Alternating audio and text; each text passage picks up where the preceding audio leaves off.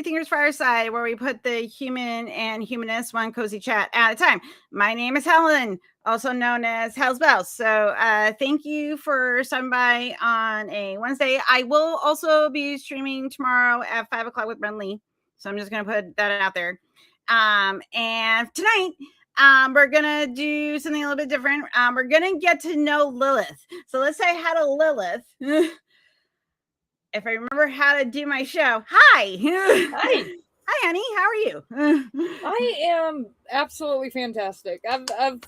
Yeah, I'm doing great. Yay. Hey, so Lilith, who are you? I am okay. So I've been on YouTube for about 6-7 months at this point. I've been on Javin Jugs. I'm on Ember Show regularly. I've got my own channel, which is awesome. I've got a new I am on Politicality with Joe the Kentucky Atheist twice a week. And I've got a series coming up with Seth the Ambushed Apostate very soon. Hopefully we'll get to that this week.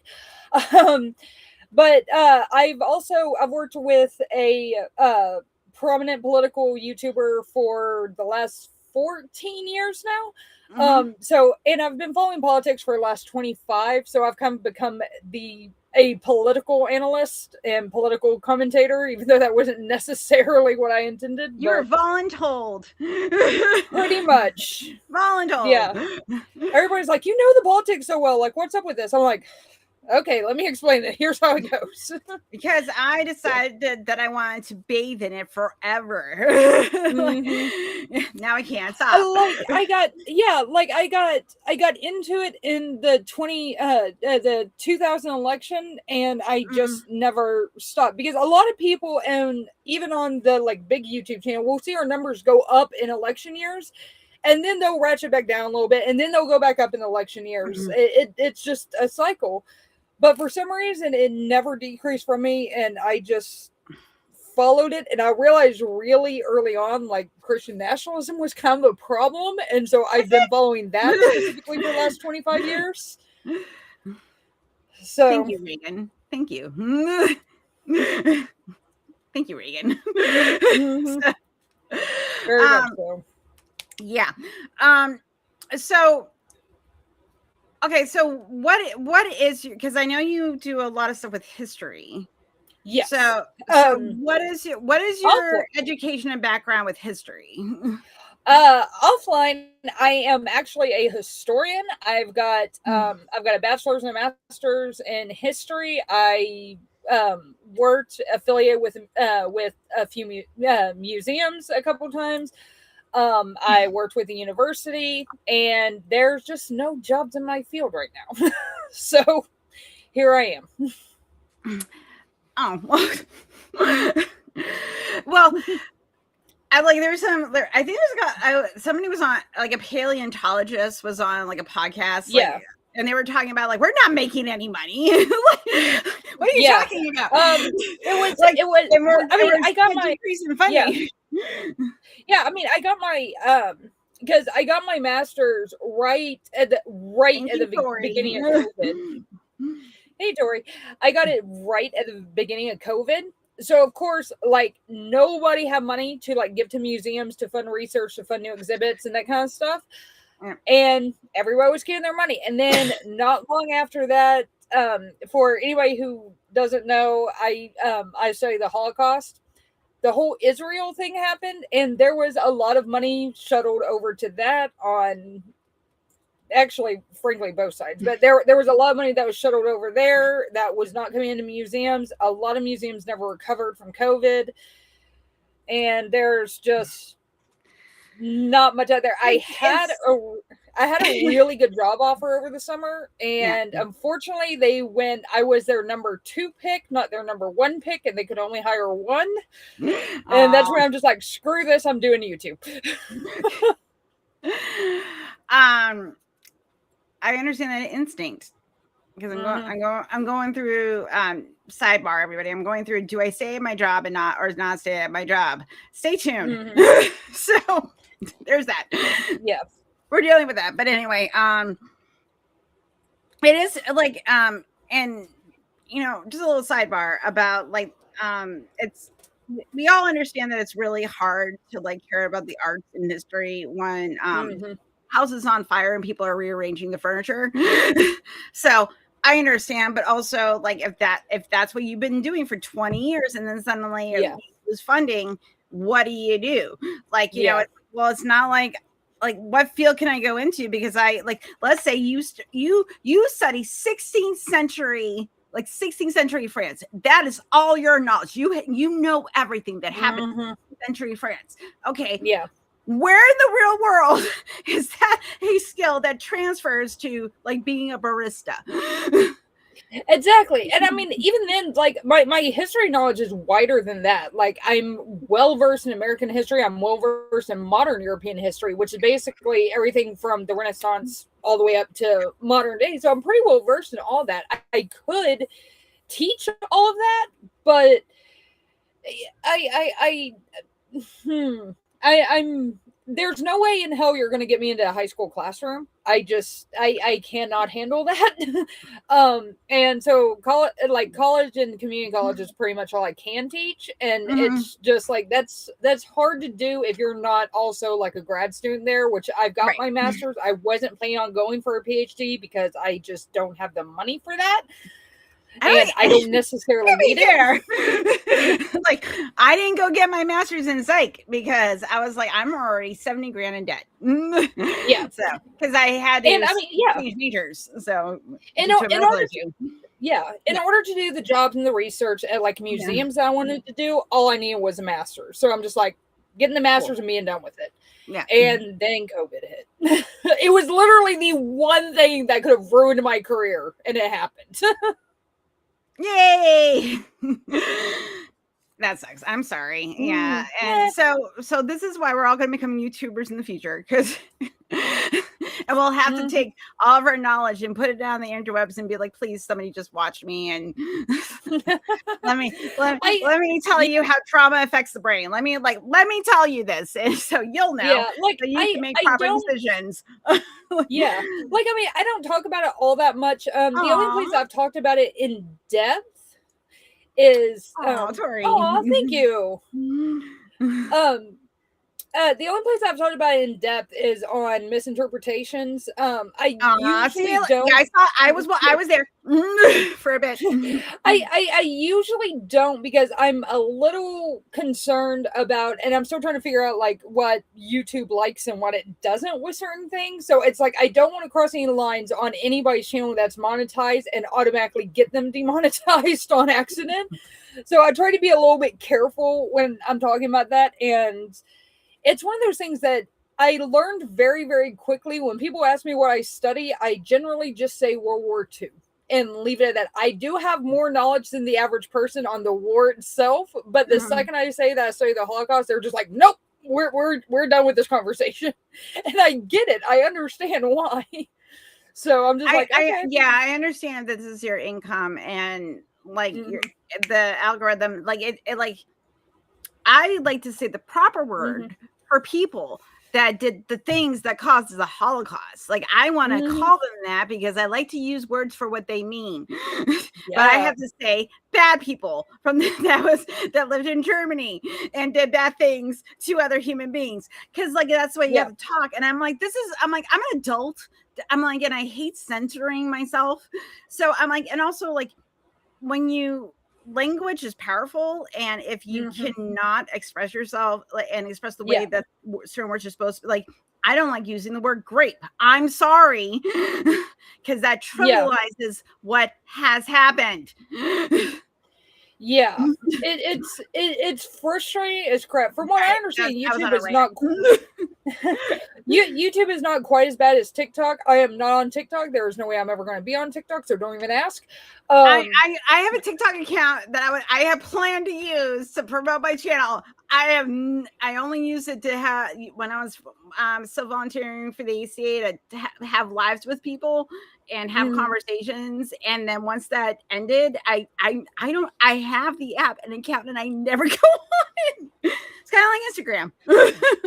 Yeah, I'm just like if someone sends me something, because like one thing that I do is I follow yes, Seth.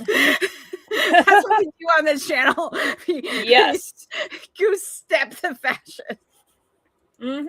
Here we go. That works. I love you, Seth. So, because one of the things that I do for my job is like people will send me. So my job is with the political commentator. I was talking about. I work for Secular Talk. Is people will send me stories and people will send me videos and that kind of stuff. I love Secular Talk. That's so cool. Yes, I am the Lilith from Secular Talk. If you have been a fan for many years, yes, you know who I am. That's me.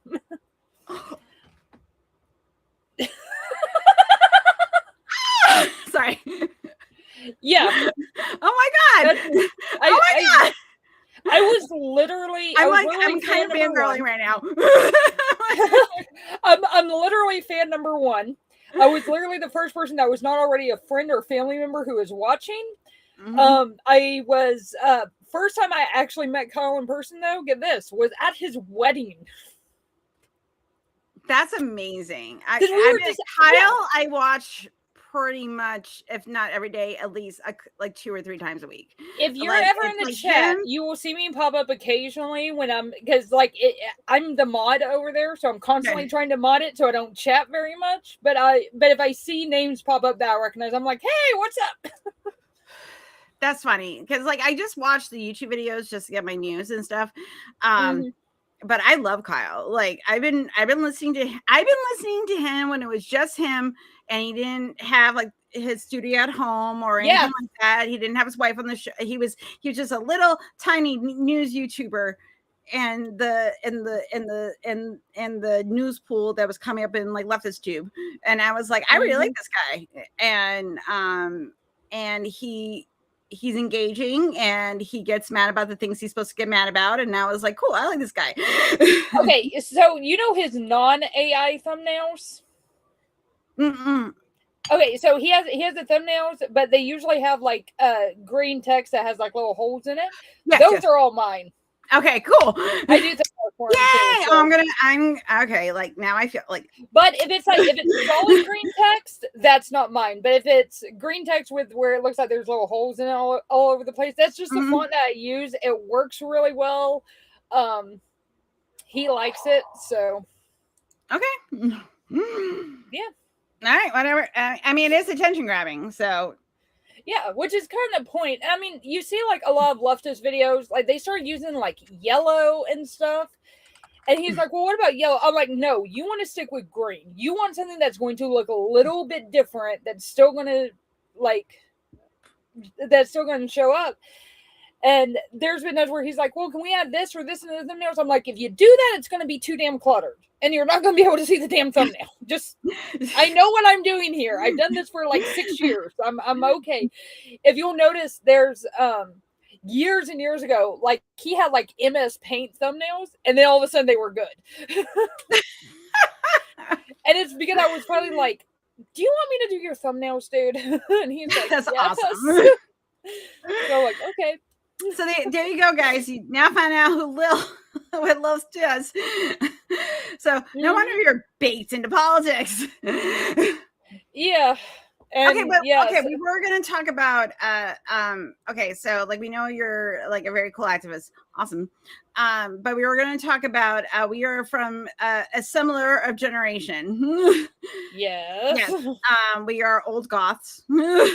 Old school goths. Old school goths. Yeah, I mean, I've got a double-headed bat on my chest. Come on.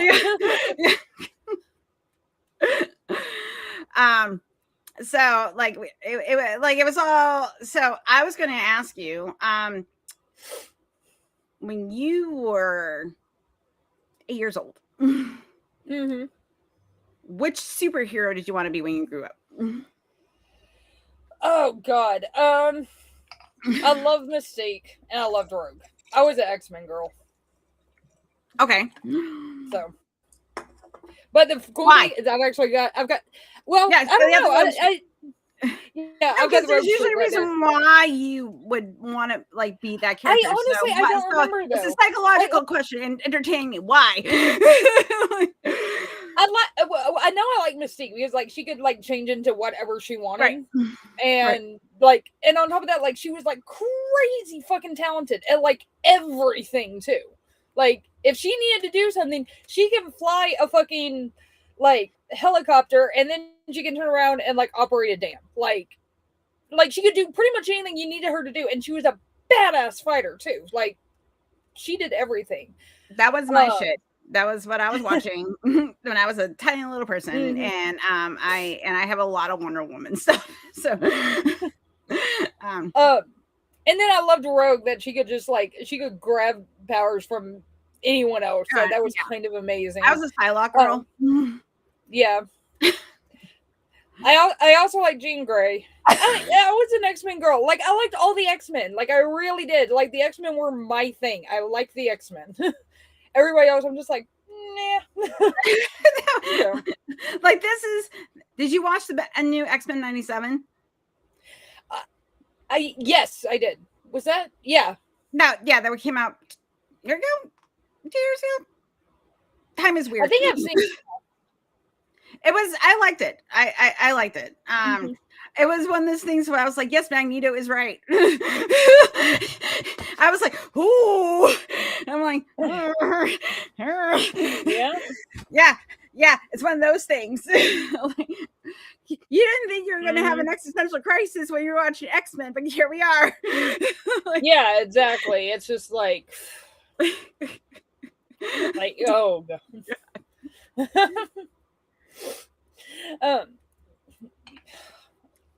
I'm trying to think who else I like because I know I like someone else and it is totally okay. Who was your favorite DC?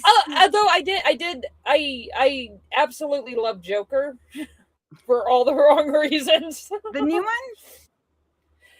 Yeah, from the one that Mark I own it. I haven't watched it all yet. I haven't sat down and watched it because I feel like I'm kind of sitting here. I'm like, didn't I already see Taxi Driver? So. About that's the vibe I get from this movie. Like I've seen this, I've seen Taxi Driver. Yeah, like about 10 years ago, I went as me and the person I was dating. We went as he was going to go as Batman, and didn't have time to do the mask and everything. And I'm like, you got a perfect solution here. And he's like, what? I'm like, go as Joker, because what else would Joker go for Halloween than as Batman? He's like, oh, that's good. I'm like, and so I did Harley Quinn, and so yeah, that was a lot of fun. I would like my blossoming sexuality really liked Eartha Kitt from the 1960s. That was like, oh, that I would like that. Yeah. And then I got older, and then right around, I am a 12-year-old girl watching Batman Returns, the one that Tim Burton did, also affected my sexuality and my aesthetic. So here we are now. Yeah. This is what you get, guys. Like I was like, oh, I'm like, okay, I'm like, here, this is good. But as far as like Catwoman was like, but Poison Ivy, love Catwoman, yeah, and I pretty much have liked every iteration of Catwoman, even terrible Halle Berry's Catwoman, because she just looks so hot, so I can forgive it. I'm just like you can forgive it. And here's the thing, Halle Berry is a fantastic actress, and I think she said something along this line of doing Catwoman and doing some other movies. She's like, I'm an Academy Award-winning actress. I can do whatever the hell I want. And it's like that's exactly the kind of attitude I would have. I won my award, bitch. I'm going to do the roles that I want to do because they're fun. She went to the Razzie and accepted her reward because it was the worst movie of like 2005, I think. You know, something like that, and she was at the peak of her career, and she's just like you watched it, like people hate watch that movie, and I'm like, even if you hate watch it, you're still giving it attention. I do have a thing for big movies like that, like big action flicks and like big disaster movies that are just so terrible, but they're so good. Like the new Jurassic Park movie, It's terrible. It is one not of my a good movie. One of my all-time favorite movies, I kid you not, is The Core. I love that movie. I am a geology buff, and I'm just like, I love this shit. But I cannot, and here's the thing, a good, quote unquote, good sci-fi movie, I cannot sit through Interstellar. It bores me to pieces. I love that movie. Half of it. But like, I just want to watch the black hole. Okay, but to be I just want to watch the black hole. That's all I want to see. I just want to see the black hole. Okay, to be fair, it was the first movie my kid cried to, and now it's like a joke because my kid doesn't cry movies, so it has like an emotional like sort of connotation for my family to it. Like, but I love the end because Matthew McConaughey is flying through those hallways trying to get to that specific moment in time, and I'm like, this is how you're trying to say that this is how ghosts work? Like, something like that. Christopher Nolan. You know, and this might explain something to people. You know what the first movie I remember crying in? What? The Little Mermaid. Really? What's the first movie I cried in? And I've got mermaids all over the place, and I have a thing for mermaids. Still, I never grew out of my face. Ever. I'm trying to think what movie because I'm a crier, so I cry at everything. So like now, I was like, if you name a movie, I'll probably did I cry at that movie? I probably did. Like, yeah, did I have emotions?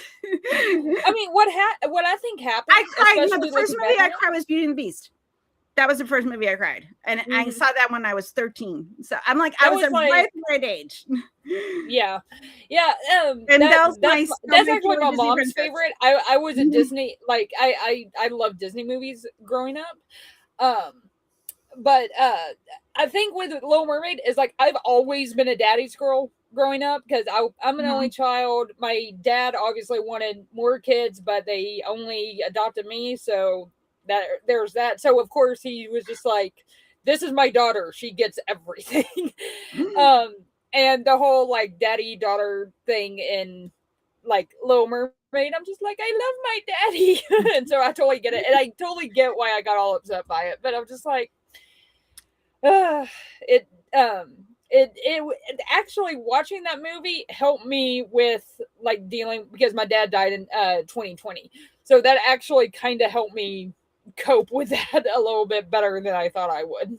So I understand. But yeah, I still have a thing for mermaids. It's been listen. 35 years. Friday night, I slept over a couple of best friends' house, and I introduced them to Repo, the genetic opera. If you were a goth, yeah, okay, and both of them have had issues with their father. And they didn't expect it to go there because, like, hey, I'm like, have you seen this movie? They were like, no. And I'm like, oh my God. I'm like, it is like complete 2007, like goth aesthetic for those of us that were goth clubs. Like, it was in that scene, and people thought they were real vampires. It was a whole thing. And oh my God, I remember the metal boys, and you're also a crossover with the metal culture and the punks because we all hang in the same circles. Yeah. Anywho, so I showed them the movie, and they're just like, I'm processing stuff about my dad, and I'm like, yeah, I'm like, yeah, it does. This is what this movie does. Like, yeah, and it comes out of nowhere. So I thought that was great. So I totally understand the dad thing. I like when my dad passed away, I was watching The Good Place again. Because I just needed the afterlife to have some humor. And a little bit of existentialism. So I need that. So like that, when I mourn, that's like, okay, when I go through like real grief, I'll watch The Body from Buffy, and then the healing process. Yeah, I am a total Buffy girl. I love Buffy. I love Angel. We skip over certain things. Oh, I missed that. I love season 3. Like if I watch that episode, so I'm like, and also spoilers again. This show is over 25 years old. I am sorry if you have not watched it. Yeah. So spoilers. Sorry. Season 3 of Buffy is still my absolute favorite. I love it. And the funny thing is, I am the controversial season 6 person. Oh my God, what is wrong with you? I like the ending. I like the end of it, but like the first time, I'm like, what the hell? I appreciated, even because at the time I watched it, I was going through a very major depression, and I got it. So, and then as an adult, I'm like, I remember that. Here's the question, though. What's your verdict on season 7?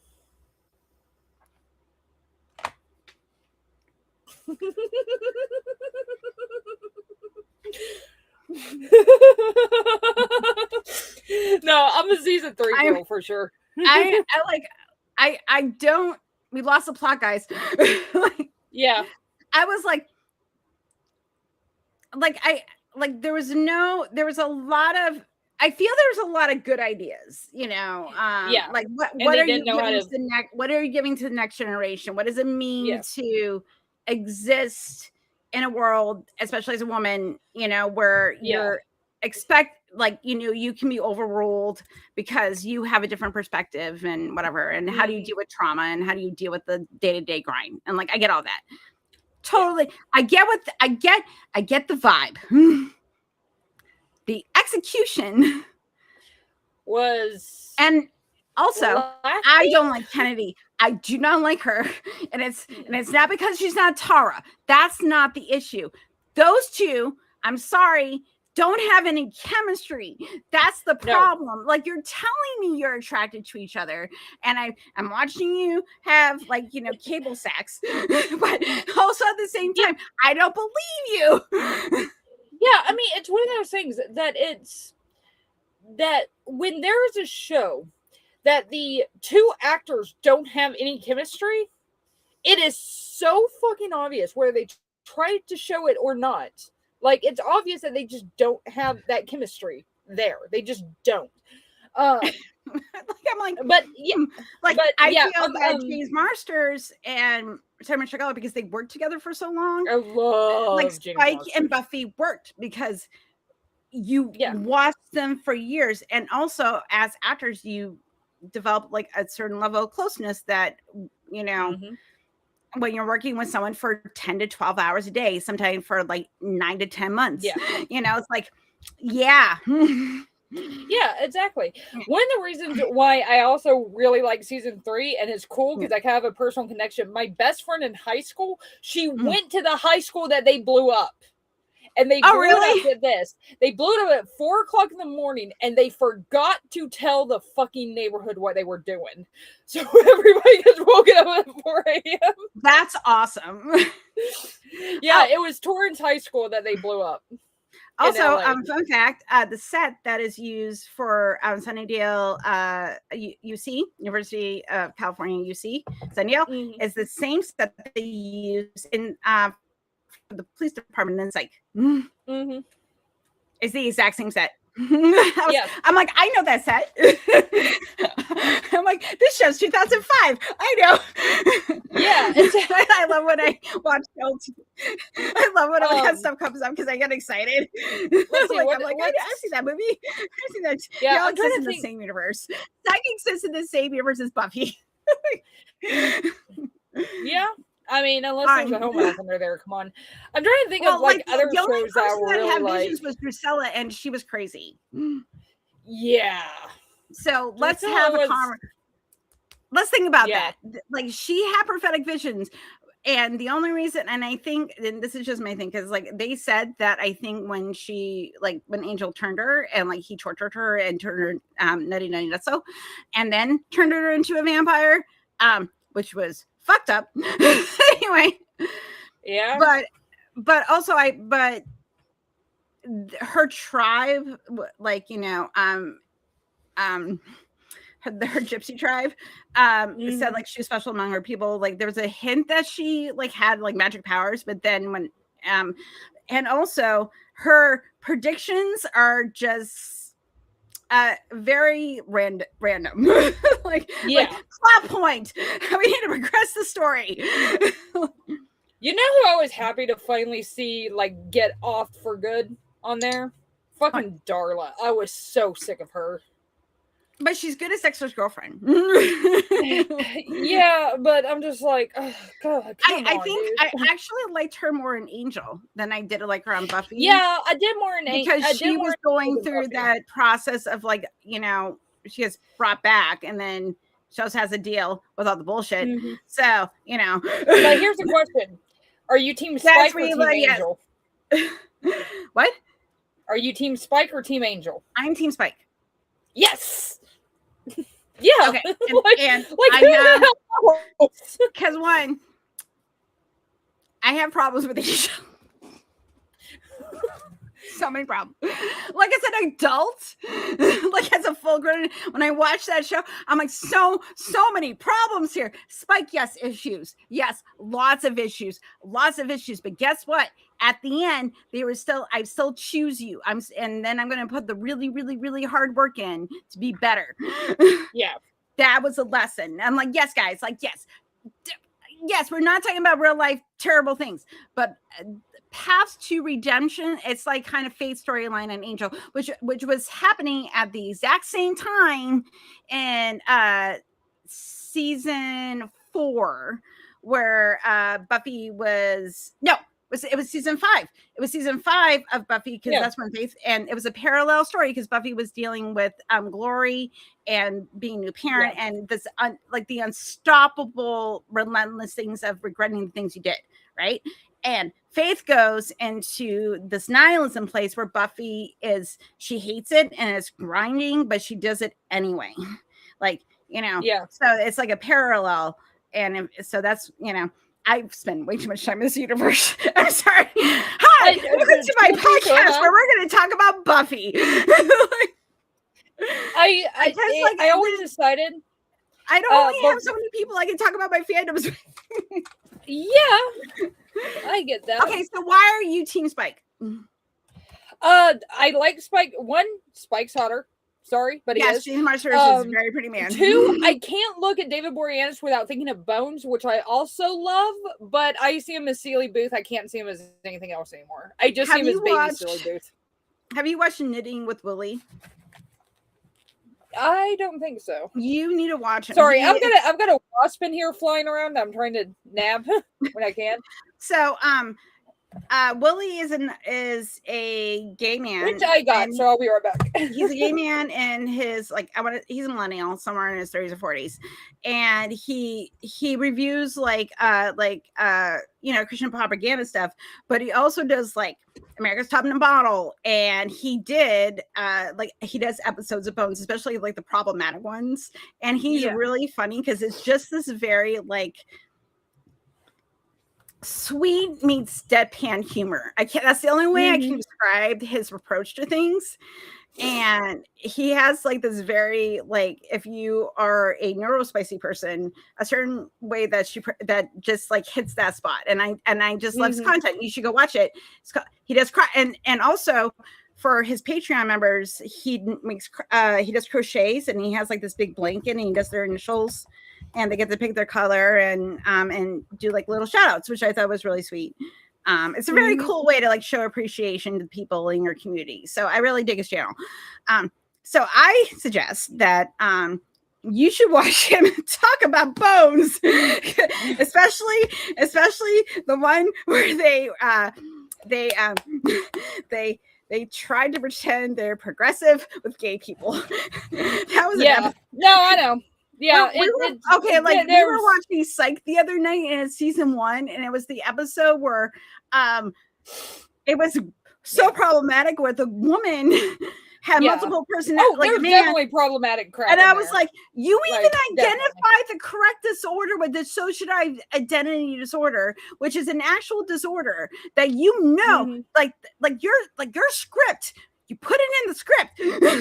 What? Yeah. I'm like, we're both transphobic and ableist at the exact same time. Yeah, there's absolutely stuff in there that I absolutely skip. Like it. Yeah. There's some. Buffy's got some stuff. Yeah. It does, but also I'm sorry. I was asking you why you were Team Spike. I'm sorry, we got sidetracked. Why are you Team Spike? Let's get back on track. That.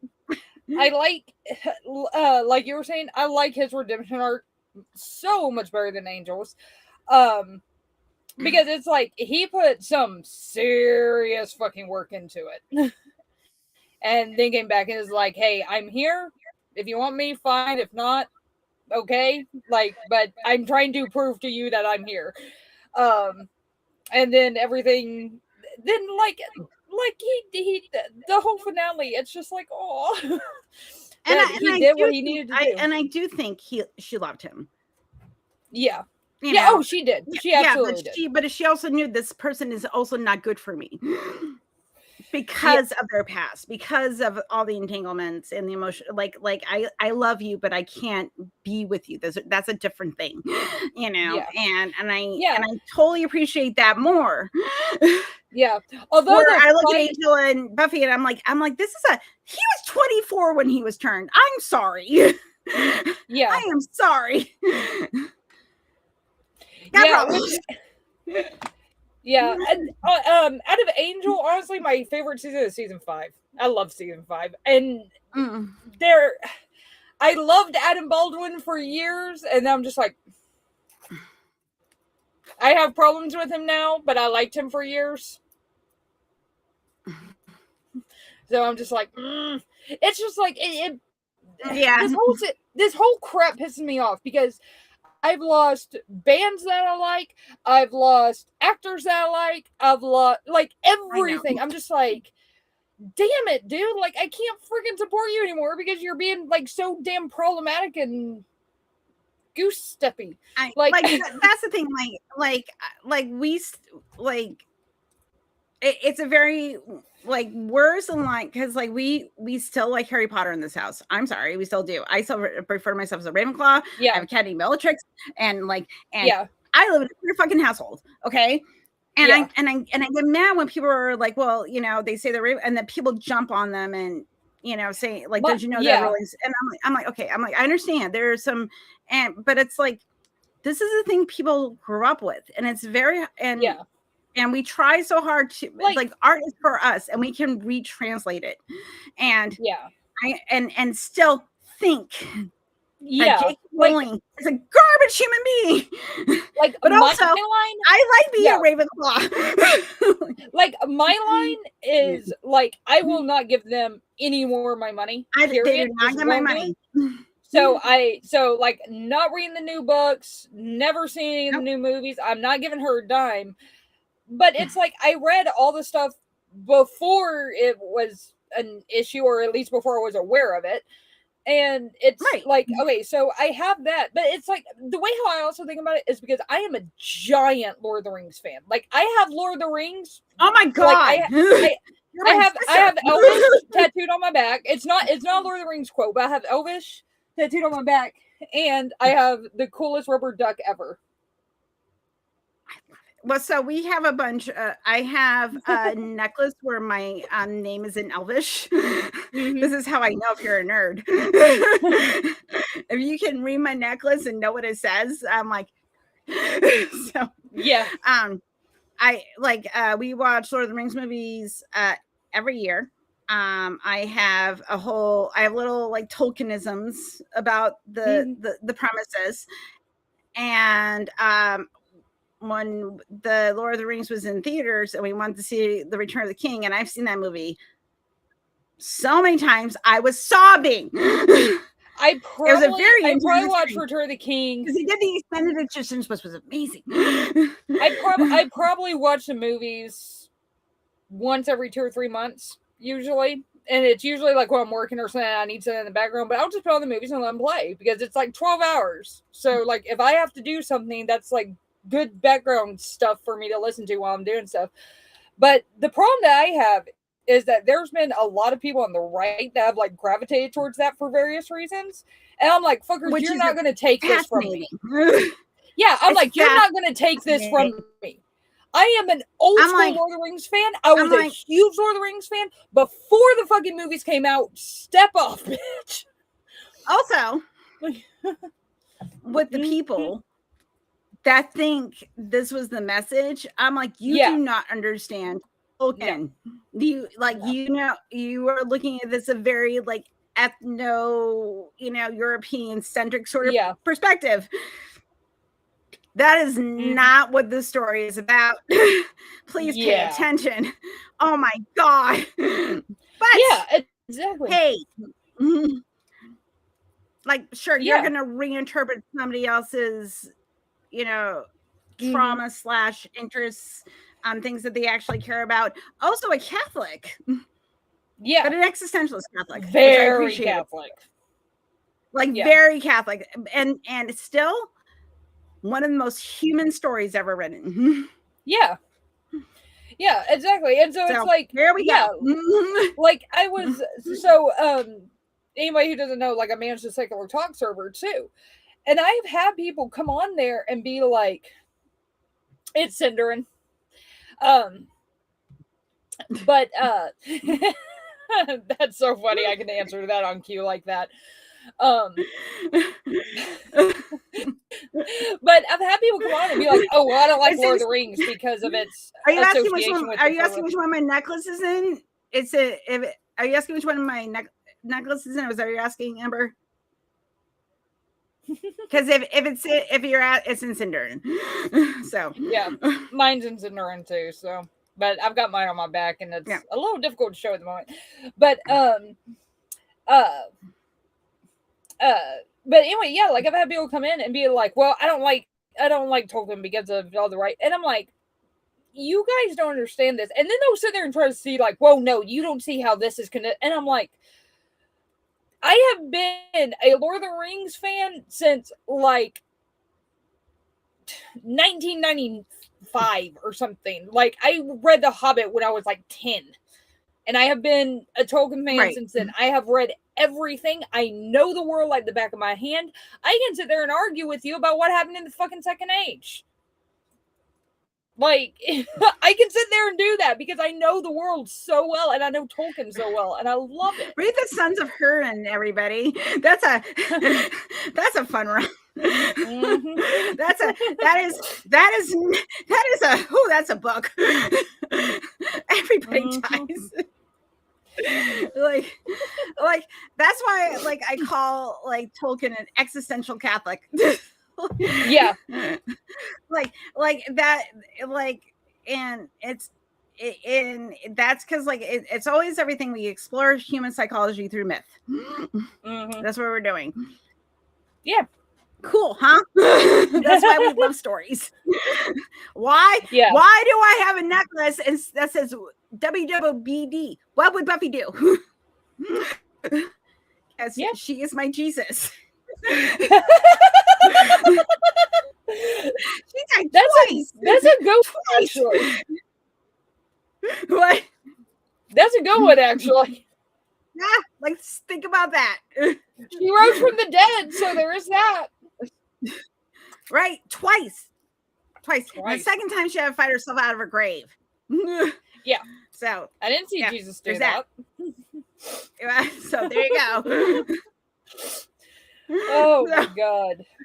I love, like, that's my thing about like these stories, that it's just like, I'm like, I want to align with this, you know, like, cool.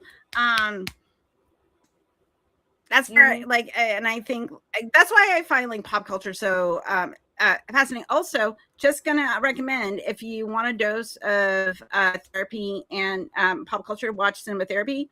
It is one of the best YouTube channels. I highly recommend to everybody because it's you know, psychology and philosophy, a little bit of philosophy through a therapeutic lens, and both of them are progressive Mormons.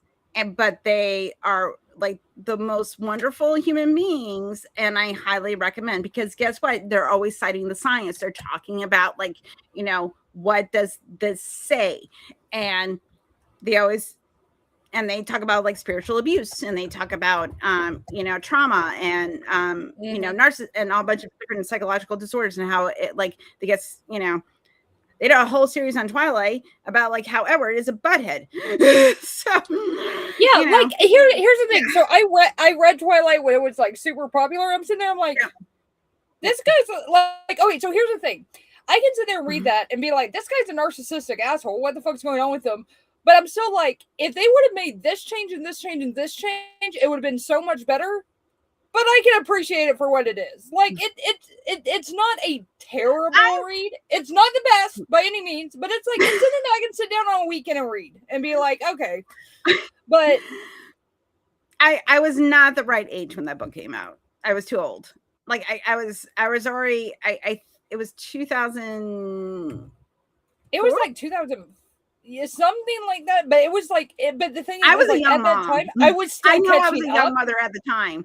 I did not have time to read books, and then there was also the zeitgeist against that you get kind of caught up in that because this is before I learned how to like dissect things, and then then if you look at it, but also at the same time, like I'm like, okay, I'm like I can, and it's kind of like being re-examined, like that's because it's a 20-year cycle, guys. 20 years things get re-examined, right? So I get it like with Harry Potter, like when we were young, like we weren't seeing everything. We're older now, and like you can still love a thing and also call it problematic. It can be both. Because there's like Buffy, Buffy's my superhero, but so like there's some problems. There's some problems. Very much so. And the person that created my favorite superhero is also an asshole and a terrible human being. I mean, so it's one of those things that I don't think you're going to find a series that's popular like that doesn't have some sort of issue somewhere. And it's like, okay, well, what do you do with it? Now, if they continue to be problematic and just constantly problematic, yeah, that's a little bit of a problem. But I mean, I've seen some shows where they start off problematic and then they got better at stuff. So it's just like, at the very, even if they didn't nail it, at least you can like see that they are. You can see them trying. Like you're like, like I see where you're like. This is, and it was very much. It's a little bit of an overcorrection in the 2010s. There's an overcorrection of like, well, and it started in the 90s of like pop feminism, and this like girl boss era, and then like, but as you get older, you're like, no, we just don't really. It's a system, and we need to criticize the system, and why do we exist within the system, and why we have accepted that this is the way things are. It is not the fact like I need to make $90,000 to show that I am better than a person who owns a penis. Oh, damn. Right? Exactly. Like I was more money, but the joke around the house was like when I started making a little bit more money than my husband, I'm like, I have won feminism and capitalism. Girl boss. Yeah. And now we know capitalism is $1,000 to $2,000 more than you do a year. This shows my value. Yeah, exactly. I don't get it.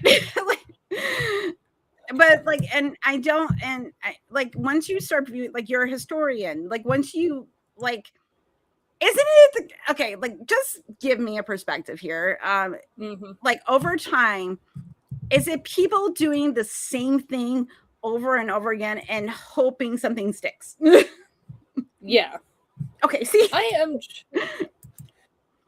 Hang on. Sorry, I'm trying to figure out how to switch my output on my headphones because I don't want this one to die too. Okay. And I don't know where to do that at. Like, I don't know. Did you go into settings? Yeah, I went in settings and it's not there. Okay, so are you trying to do it on your computer or are you trying to do it through Streamlabs? I was doing it on my computer, but then didn't switch over, so I need to do it on Streamlabs. Okay, so next to the mute button, there's a little arrow. Click on that. Oh, okay. And then you go up. And then then you can pick your stuff. That's odd. Yeah. There we go. Yeah, I did not realize. Like, I usually charge these things like once a week. That's all. I try to remember to charge my Raycons. Do I remember? No, I need a new pair though. They're getting like they're pretty good. But the next generation they last longer. And with my ADHD, I'm 40. I'll be 49 next month. So I'm like, hey, I should probably get some new ones. Yeah, I need to get some new ones. Like these are pretty good. I've got, and I just discovered that this week that the earbuds that I use for my computer and the earbuds that I use for my phone do not work well together when they are both out at the same time. So if I pick up my phone with my earbuds and my computer earbuds are out, my phone just like craps out and is like, nope, I'm not recognizing this. So it's just like, I'm gonna Ember, I'm gonna tell you something really funny to do. Take like modern songs, especially like rap music, and translate it into Elvish, and then translate it back to English. It is the best. Oh my god! Because certain words like vowel, like sounds and things like that, like represent certain things within the language, and then put it in a modern context of because Tolkien wrote on Old English. You know how those languages are spoken. Okay, but modern English obviously has evolved. So you do the original song, translate into a form of Elvish. You can do this on ChatGPT, and then translate it back to. It is awesome. Oh my god! You get a little etymology lesson too with it, because the ChatGPT will break down what why certain sounds are associated with each other and stuff. So just a fun thing you can do, a nerd thing. So I'm gonna have to try that. Damn it. Okay. Yeah. Yes. Yeah. Because it's like yeah, I think George like asked like one of the girls was inclined to be black to the ball. Yeah. I don't know if that was in the book because it's been a while since I read books. I read for the movie because it was one of the instances of color. I was like, wow, a white character talked to a person of color. But yeah, it is like it is problematic. It is problematic, but also still really dig it. It's how I feel about like Good Omens and The Sandman. Like I grew up on this stuff. It speaks to the type of art I like. Also, another person, The Graveyard Book is one of my favorite books. The poem at the end makes me cry. I'm thinking about it right now and I want to cry. Okay, sorry. Sorry. Terrible person. Yeah. It's hard. It's hard when the art, like, the art that cares about like shapes you as a person, you feel reflected in it. Then you find out the people that created that are that you thought were aligned with you. Yeah. Had your values, and then you find like, oh no. Yeah. You did it worse. You did it worse. Yeah, worse. I've got a hell of a story about finding out how one of my favorite bands did not align with that. Okay. We were at the damn concert. Okay. So I have paid for me, my son, and his friend to go. It's just been a thing with me and my son. Every time they come to town, we would go see him. And I knew the band that was not headlining. You want to say the band or no? It was Breaking Benjamin. Oh, okay, okay, all right. So they were performing Stained, and I was not jazzed about Stained. Like I grew up on Stained, I love Stained, but like I saw Stained on the Family Valley tour. I also saw Filter. Yeah. I saw Limp Bizkit, and I saw there was something else I saw. I saw something else there, but there was one of the first tours they did, and I was like, okay, I did this. So yeah, like it was very like Aaron Neville, early 2000s and early like 90s, like this was metal. This was the Thursday before the election. Okay, and Aaron Neville comes out and like simps for his candidate, and I'm just like, oh god. We're sitting there Breaking Benjamin. And Ben Burley says something problematic. And I'm just like, fuck!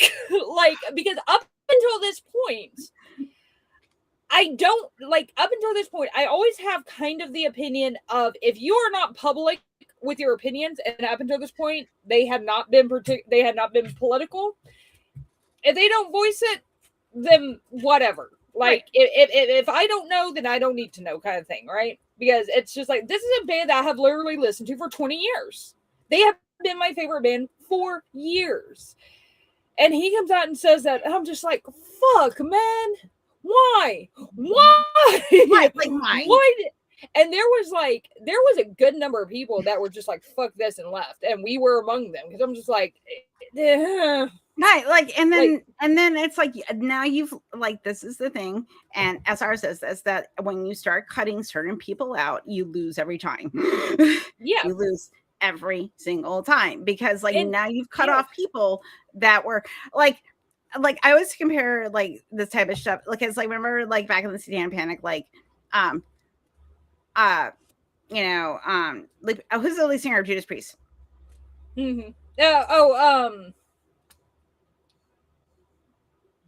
Rob? Is it Rob? Robert, got the chat. Who is the lead singer of Judas Priest? Oh, I don't remember now. There's like smart people. I've got like 6 names floating around my head. It's Rob. I'm terrible with names. I want to say Ron Howard, but that's the director. So that's yeah. But it's okay. So lead singer of Judas Priest, like Ozzy Osbourne, and when the Satanic Panic thing kind of happened, that basically they were blaming them for like kids, like, unaliving themselves. And then they said, like, why would we do that when we want them to buy our albums? Like, why would we kill our fan base? And then you get over here on the opposite end, I'm like, this is, like, let's look at the real reasons why these things happen. Yeah.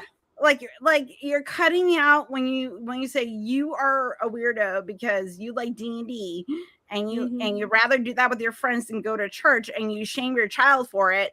Like, or you could have had both. Just say, you can have your friends over on Saturday night to play D&D, but you'll have to go to church with me on Sunday. That could have been a compromise. Yeah. Yeah. That's what my parents did. Yeah. That, Yeah, I was weird for a very long time, but also at the same time, like, I watched like The Secret Nim and Guide to like weird fantasy movies, and my dad bought me encyclopedia set, and we would watch PBS together. It can be both. Yeah, I still watch a lot of PBS actually. What? But I'm a history nerd, so of course so what is your history? What is, out of all the, I don't know, like, how much of the histories you like, do you have a specific time period that you have a specific knowledge on? Like, what's your, like, what is your expertise? The Holocaust. Okay, so the Holocaust. Okay. Sad. Yeah, it's one of those things, because like I came to realize pretty early on that I'm really good at like compartmentalizing stuff. So like I can, for lack of a better term, kind of take my heart, put it in a box, do my work, and deal with the emotional aftermath later. I can deal with that. And there's a lot of people in this field that they'll be in it for a few years, realize they can't cut it, and leave. But the thing is that it's important research. It's important research that needs to be done. When I was working towards my master's and even my bachelor's at that point, one of the things that we were doing, because I was interning, was we were trying to get as many interviews with firsthand accounts as we possibly could, because that generation was quite literally dying out. My boss caught COVID early on, and he was trying to get interviews with like the people in the hospital that were not on ventilators yet, who saw stuff firsthand, because he's like, I don't want these stories to disappear. Like, we want to have them recorded, because that generation is quite literally dying out if it hasn't already. And that was one of the big things of a lot of people. The one thing that bothers me is a lot of people look at like genocides and stuff, and they'll say like, oh, well, this isn't the Holocaust. It was just the most successful one and the biggest one to date. Like that's why we know so much about it. But the thing is that we've got a pretty good pattern of what they look like. That's why you will see people who are scholars in this area being like, there's a problem over here, because we know what the steps are. We know what it looks like. And a lot of this comes from this kind of research. So, I do what I call Holocaust I have to wallow in the Holocaust, but it only happens every couple of years. Like I will I'll go through a phase where I will want to watch like a bunch of documentaries and read like articles, and like this past one I just did was actually on resistant movements during the Holocaust, because I could feel like I want to do another cycle. It's relevant. And and I was like, oh my God. I think I need some positivity because it's scary. So like, because I needed that, like every so often, like I need it, because like before I was like, oh my God, it's horrible, because like it's like when I learned about like American slavery, the more I learn about it, it's always worse than what I thought it was. You know, the Holocaust, it's always worse than what I thought it was, because it's the banality of evil that makes it so fucked. I'm always on the psychology. Like, the pictures that hit me the hardest. Now, I mean, keep in mind, I've seen almost every picture that's out there. Some of them are extremely like graphic and gruesome and just like, holy crap, it would give most people nightmares. But the ones that disturb me on a level that I had a hard time dealing with the first few times are stuff like the goose-stepping fascists playing with their dogs. Because it's one of those things that it's easy to look at them and think they're monsters and to consider them monsters, which this is why I have a big thing about dehumanizing anybody. Right. Even them. But they're sitting there playing with their dogs. They are doing the same thing that I do every single day. And it's just like, it's so unnerving that's what gets me. Right. And like, you talked about like there is the ability for people to decompartmentalize so much that they you know, like Seth Andrews had somebody on that had killed people in Vietnam, and at the time he was like, I did, you know, kill, you know, slur for someone from China, you know, from an Asian country, you know, like I can, because it dehumanizes them, and then you don't see them as a person, and that's the issue. And then we're like, ew. and I think and also it's enough in the past that you can kind of move away from it, but it's recent enough because like you can't escape it. Like it's baked into everything. Like the way I guarantee there will not be at some time during the day or your week that someone will not mention the Holocaust, the bad people that lived at that time, and like because it's like slavery. It's baked in. And I mean, right about the time that I decided like, hey, I want to go into this field, was the time that the current president was getting into politics. And it's like, I have been screaming since the day he came down that golden escalator. I'm like, this is a problem, people. And I've had so many people in my life that's like, yeah, you were right, we should have listened to you. I'm like, yeah, you should have. And we're in this situation now because of people like you. Because I look at it this way, like the first time around, I have a little bit of grace, bit of grace. But you saw what he did. Yeah, I don't have, and then I don't have anywhere near as much for because my 2020.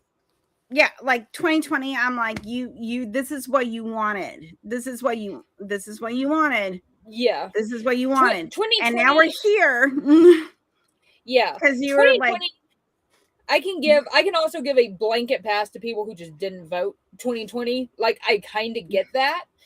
2016, I get it. They were both horrible candidates. Like I don't agree with it. And there needs to be some sort of mea culpa with that.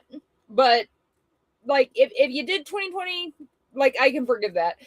If you voted for him this past time, like I'm sorry, but like I'm done. Like there is nothing that I have that I want to say to you. And I get that there's people out there who can talk to people like that and possibly help change their perspective. I am not one of those people. I do not have that patience. So I know when it's best for me to step aside and let someone else do it. Right. And I think there's a, and I think we all understand, like, there's a balance, of that. And, but it's the people that, like, I get it. It's emotional. Yeah. I get it.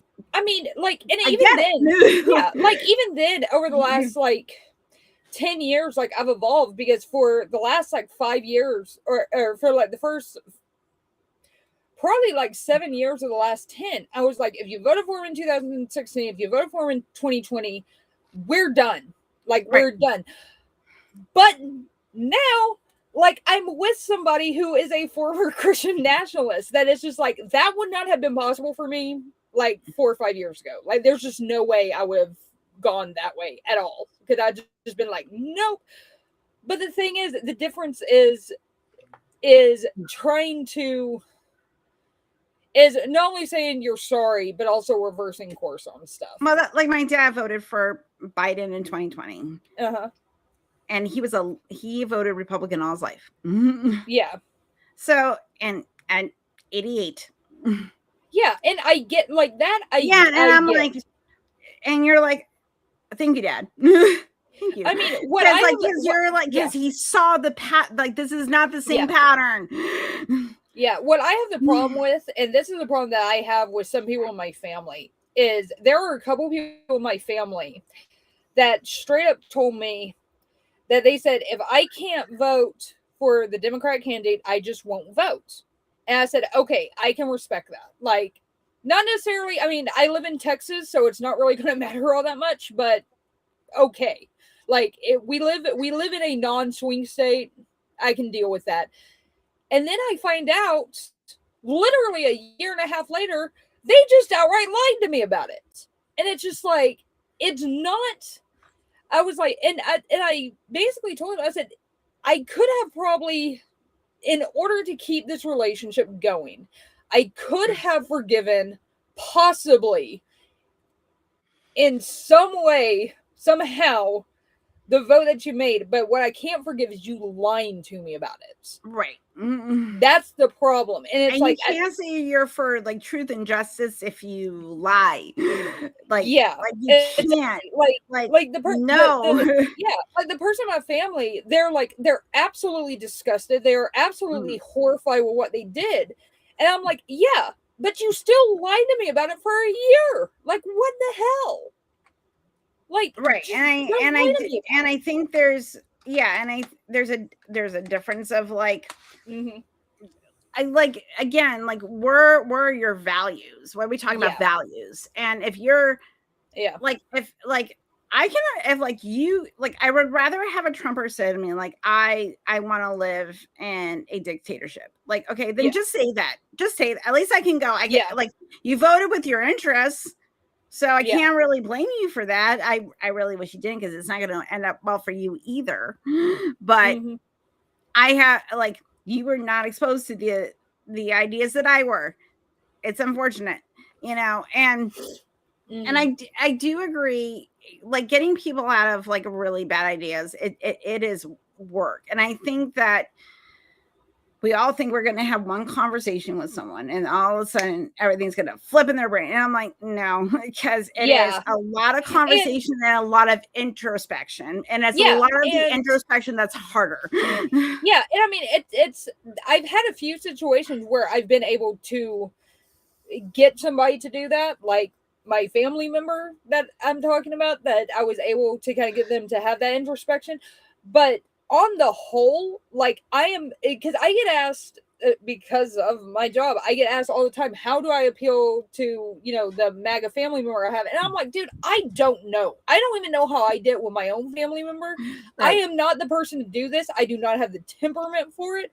But if you want to see people do this, here are some people who do this on a regular basis who are actually pretty decent at it. I don't know what they do, because I don't have the temperament to do it. So, but that's also why I think also it's important to know your strengths and know your weaknesses and know when you need to step aside and let somebody who can handle it.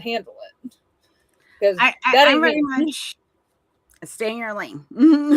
Stay in your lane. Exactly. Like, I approach, like, apologetics from a psychological with a little bit of philosophy, but it's mostly existentialist philosophy because that's like the boat I swim in the most.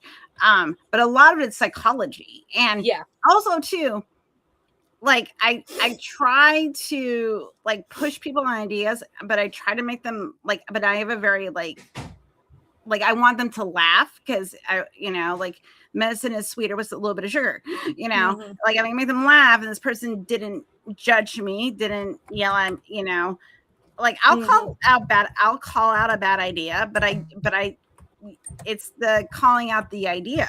It's not saying anything about the person, and it gets complicated when we do things like that, and it happens every day. Like you go in and ask your boss, hey, can I take an early lunch? Why do you want to take an early lunch? Well, I have to do this. And then you take an early lunch and the things that change, but you didn't let your boss know. And then you get in trouble and there's a misunderstanding. And then all of a sudden you think you're going to lose your job. Yeah. All the same stuff. Yeah, exactly. And it could be better, but people get attached to ideas because and I know this because something I'm constantly working through, they get attached to an idea and the idea says something about them. And it's getting your brain to say, this is an idea. It doesn't, and it's making me uncomfortable if somebody doesn't agree with it, but that's mine to deal with. And and on things like serious things, like, your expertise is like on the Holocaust, like those type of things, you can't really be bendable. When there's a lot of fact. Like the difference between like a psychological position and philosophy versus like what we have that's concrete. Yeah, exactly. Did I make sense? Yeah, it did. I did. Okay, I was high. and I thought that the train of Helen did a ramble. Hey, and then like I took a minute and I looked outside myself. I'm like, do I make sense right now? We all have a penchant for tangents, apparently. So like that's why if you come over to this way of YouTube, guys, you come here for the tangents. That's what we do. Oh my God. Trust me, I did like an hour yesterday with Kelly, Detroit Atheist Queen, where it was just like us hanging out and rambling like the entire time. Well, I think that's the thing, like the place that you exist in. Okay, so all right, okay. I'm gonna move on from that conversation because it was making me sad, and I want to talk about mermaids. I had no segue. Yes. Okay. First, I need to get another drink before the mermaid conversation because I'm hurting, guys, and I get to do this my show. Lil. Yes. Why I do that? You're gonna tell if you were Ariel, okay, what would you have done differently?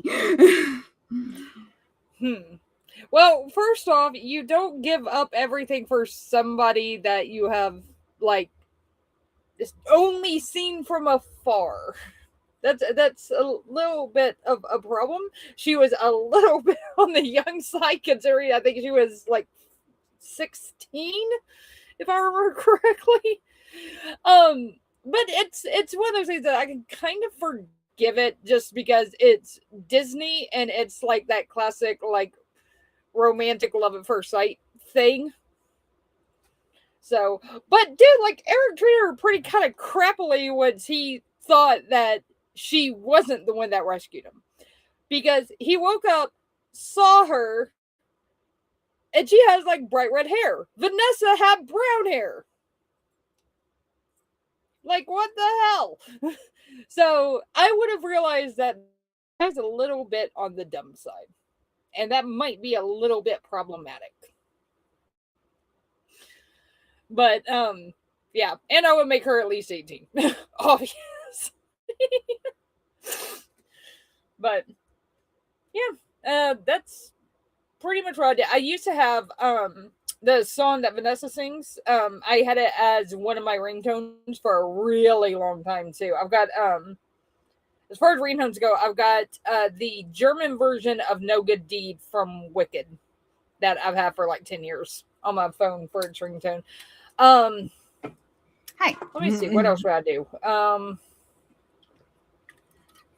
If I knew something was as important to my dad as showing up for something, I would have made damn sure I showed up for it. You have time to flaunt around in your cave later. Okay, but I'm gonna do a slight pushback. Okay. Mm-hmm. Okay. Her dad hasn't been like getting to know her. Like, yeah, that's she has a fascination with the human world. She has to hide it. Because her dad has like this expectation, right? But her dad has reason why he doesn't like the human world. Well, so. And that's fair. But the thing is, though, she's a 16-year-old girl, and like it can be both, right? Mm-hmm. He's like, you cannot have any knowledge. I don't want you to have knowledge about this place, right? And it's really like my kind of like Lindsay Ellis did this for you too, and I kind of agree with this from a parental perspective. Is Trident at the end? It's not really Ariel's story. Ariel is like the thing that pushed her to go to Ursula was Trident destroying all the things. Like didn't bother to understand. Final straw. I'm done. And she was rebellious because he wasn't engaging with her. Like he appreciated her for her voice, and so it's just matter of perspective. And Trident at the end is him learning that he has to support his daughter for what she wants and not what he wants her to be. So it's a different context. That's absolutely true. I mean, I kind of get his reasons for not liking the human world, but like, I'm talking to your girl.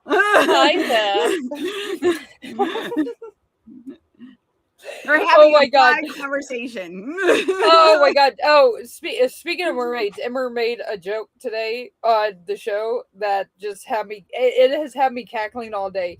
She asked because she said something about mermaids, and then she said, "Does Seth call you a good piece of tail?" And I'm like, "Oh my God."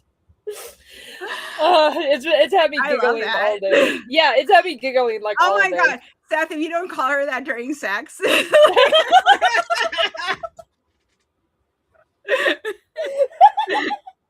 it happens, you have to tell me.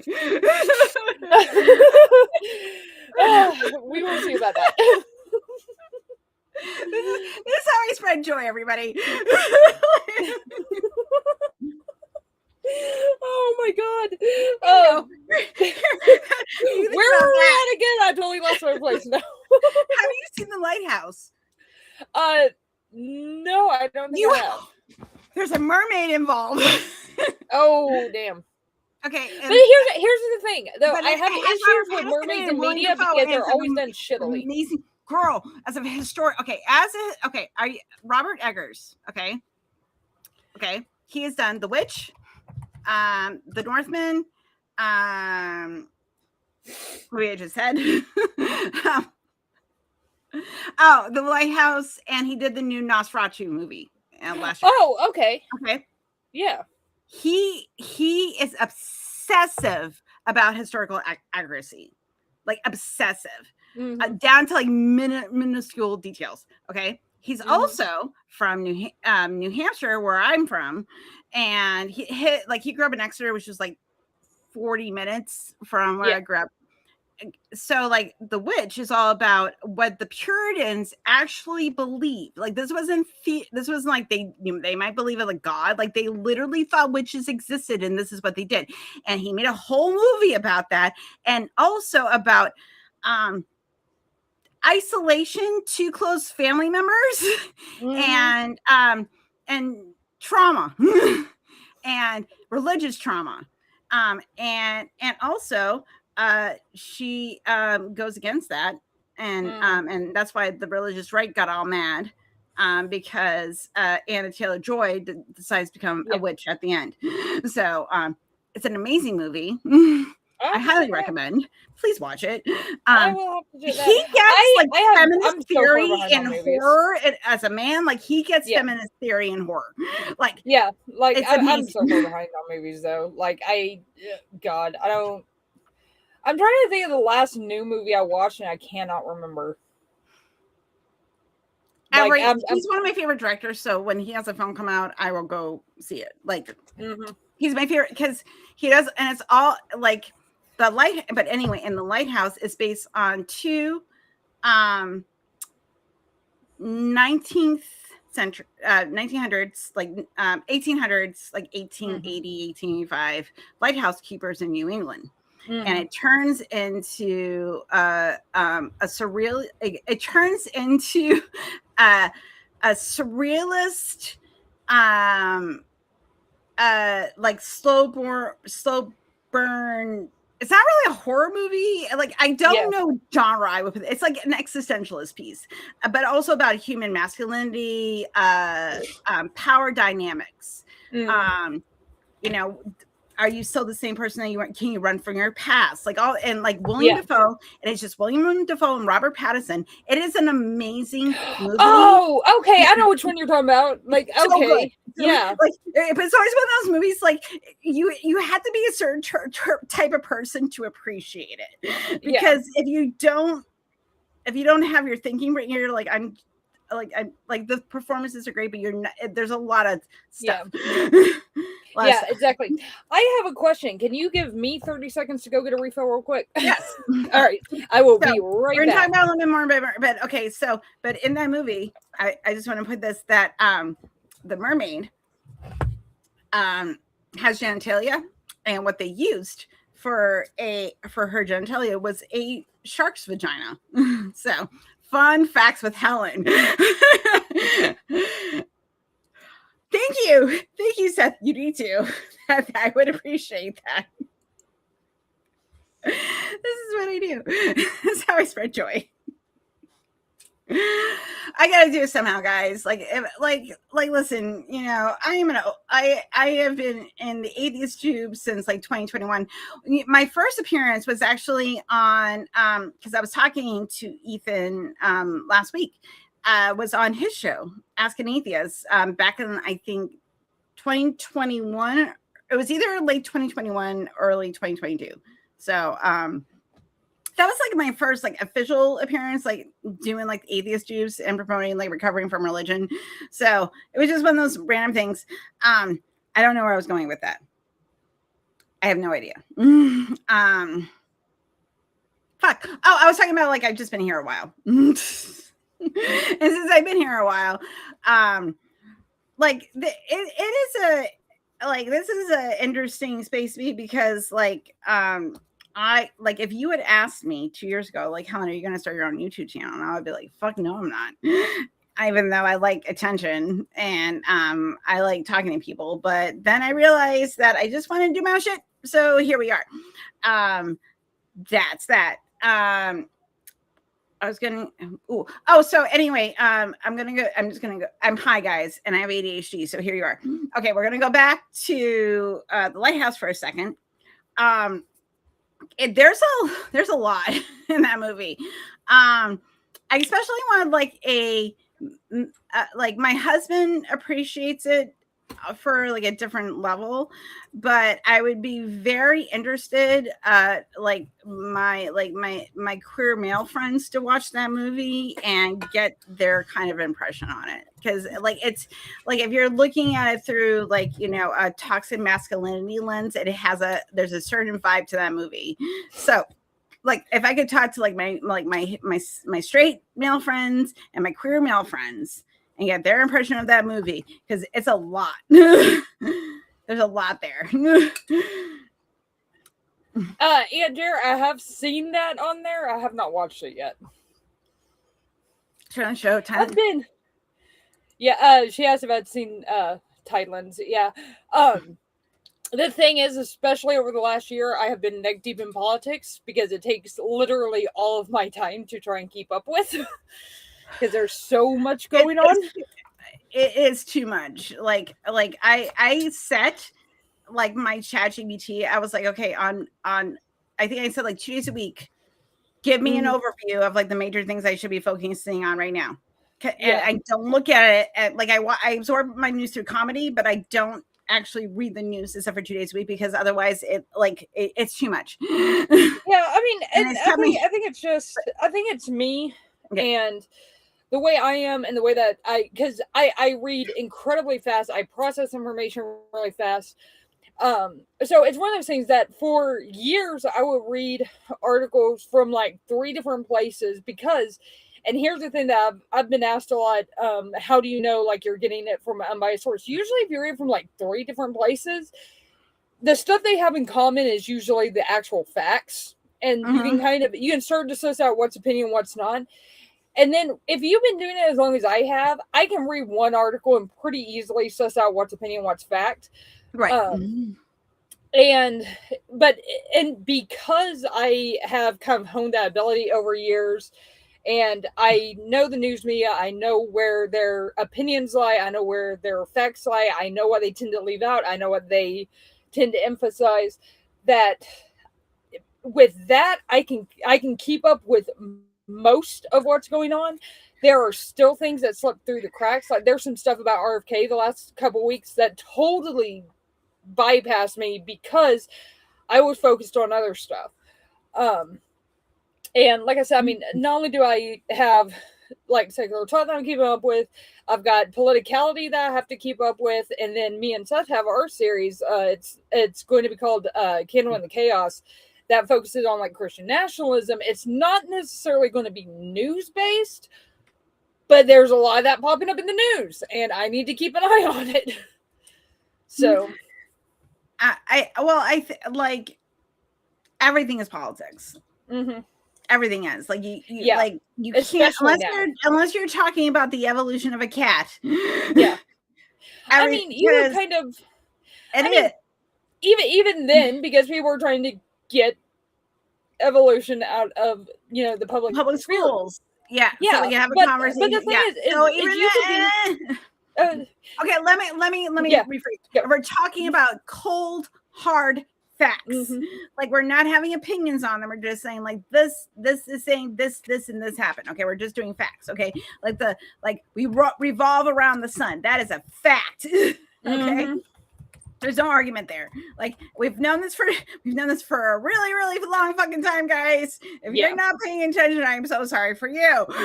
I'm sorry you did not get the proper education. Yeah. Okay, but like I do understand that, but we could discuss that. Like, could it be political? Yeah, but unless we're talking, but that I get. So I was more nuanced.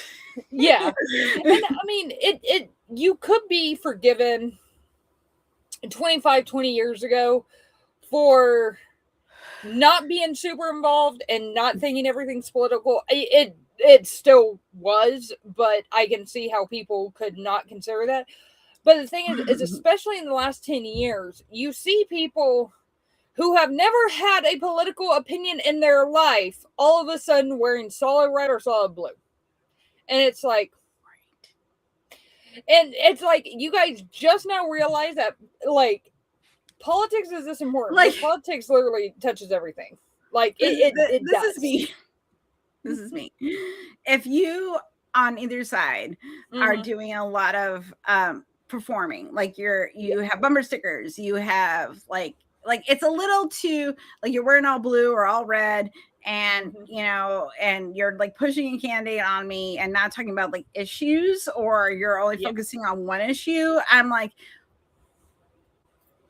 like because then I'm like, well, do you actually know about your candidates? Like, have you looked at your side and see what they voted on? Where's their money going? Did they have any special interests? You have to do it for both. You can't just do it for the side you don't like. And that's where I'm like, because it's kind of like a team, like you're picking a sports team, and if you get a Red Sox, I grew up in New England and in Boston area. You cannot like any other sports team that is not from New England. You have to like the Pats, you have to like the Bruins, you have to like the Red Sox. It is just the rules. Okay. There is only one team in Dallas that if you don't like them, nobody likes you. Okay, because we're those people, right? This is kind of the same thing.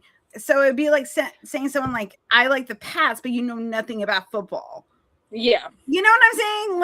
Like at least with like my brothers and stuff, like they know a lot about sports and they're actively involved. They watch like preseason like practice games to see like, you know, how people are performing. That's what my brothers do, you know, which is fine because they like it. I don't like my brother's a coach and like my brothers, this is something where they love boxing. That's their things that they like. Not my thing. It's fine. Also, they were like, why do you go on like the YouTubes talking about like trauma and like family issues? Like, because this is stuff I know about and this is stuff I talk about. Like, I want to talk about that. Yeah, exactly. That's what you do. And I think that there's, I guess I'm just frustrated. No, I get it. Like, I mean, I get not a huge like sports person. There is one game once a year I care about, and the only reason I care about it is because I want the bragging rights. What is that? It's the Red River Showdown between Texas and OU, and my Horns better win. Other than that, I don't care. Like we can lose every other game. There's a rivalry between USF, University of Southern Florida, and UF, and USF is Bulls. And you have Gators. If you're a Florida person or you've ever met a Florida person, you know about this. Because even if you didn't even go to either university, you have an opinion. Now, I went to USF. One of my best friends went to UF. I don't, since I don't care about sports. I just go, I'm like, I'm just going to go with the Bulls just because that, like, I went there, my kid went there. That is the only reason I will root for a team. Someone I personally know or myself has something associated with that team. That is how I decide. Because like there's a lot of it's like one of those things about like politics. It's like I have a pretty good bullshit detector, and I started to do that. I find myself I'm doing that more with you know, I understand now that I understand how like algorithms work. Like if somebody's making a claim, like even within on people that are progressive, you know, on our side, especially in media, and somebody's making a claim, I'm like, did they really do that? Like how true is this? Because it's a lot. I noticed that it's a lot of emotional language. It's not like these are facts. Like you were talking about, like left versus right. Everything like facts will be the same. How the facts are presented, like the sentences around the facts. That's what you're looking at. Yeah. And it's like I'm very careful to preface. Like I'm very careful to make a distinction between what's my opinion and what I don't really report, but what I'm stating as fact. And even then, if I am not able to verify that myself, I tend to make a note of that. Like, this is what I've seen. I can't verify this for sure. But it's also one of those things that I think that just leads back to me being like, to me being an academic. That was Seth, everybody. Yes, it was. To me being an academic of just wanting to make sure that I have my facts correct and wanting to make sure that because like it's like I don't want to give people wrong information. There have been times where like I heard that this administration did something and I repeated it and it turns out like they did, but it wasn't what I thought it was. Like it wasn't as bad as I thought it was, or it was a hell of a lot worse than I thought it was. And I had to come back and be like, yeah, sorry about that. I didn't check X, Y, and Z. And yeah, it's just. I went to I went to Ohio State University. Damn! Hunter, you, like, what do you pick? Yeah. I only, like, I grew up. So, what do you like more? Yeah, like, the problem in Texas is if you're in Texas, depending on where you are, it's either UT, which is University of Texas. There's Texas A&M, which are the Aggies. There's Texas Tech, which are the Raiders. And then you also have Oklahoma University, which is the Sooners. And so it all depends pretty much on what region of Texas you live in. I know you're saying words. Do I understand what the words mean? No. Because I'm like, there are sports teams and there's different ones. And I think like depending how strong of an opinion you have on these particular teams, but that's why I think I like politics. Like Todd's like, why are we picking sports teams? Like, because like it's not the same. Yeah, it's not. It's not the same because if you talk to any person that says they're Republican, if you start talking to them about like, you know, state like universal health care, universal education, you know, support our teachers because they're working class too. They just think that there has to be a savior for that to happen rather than doing the hard work of all of us working together. Exactly. And that's the hard part because they taught that there has to be a team. Yeah. Which is over here, like, no, I'm like, listen, you can have both. You can believe in like determinism. You can believe that.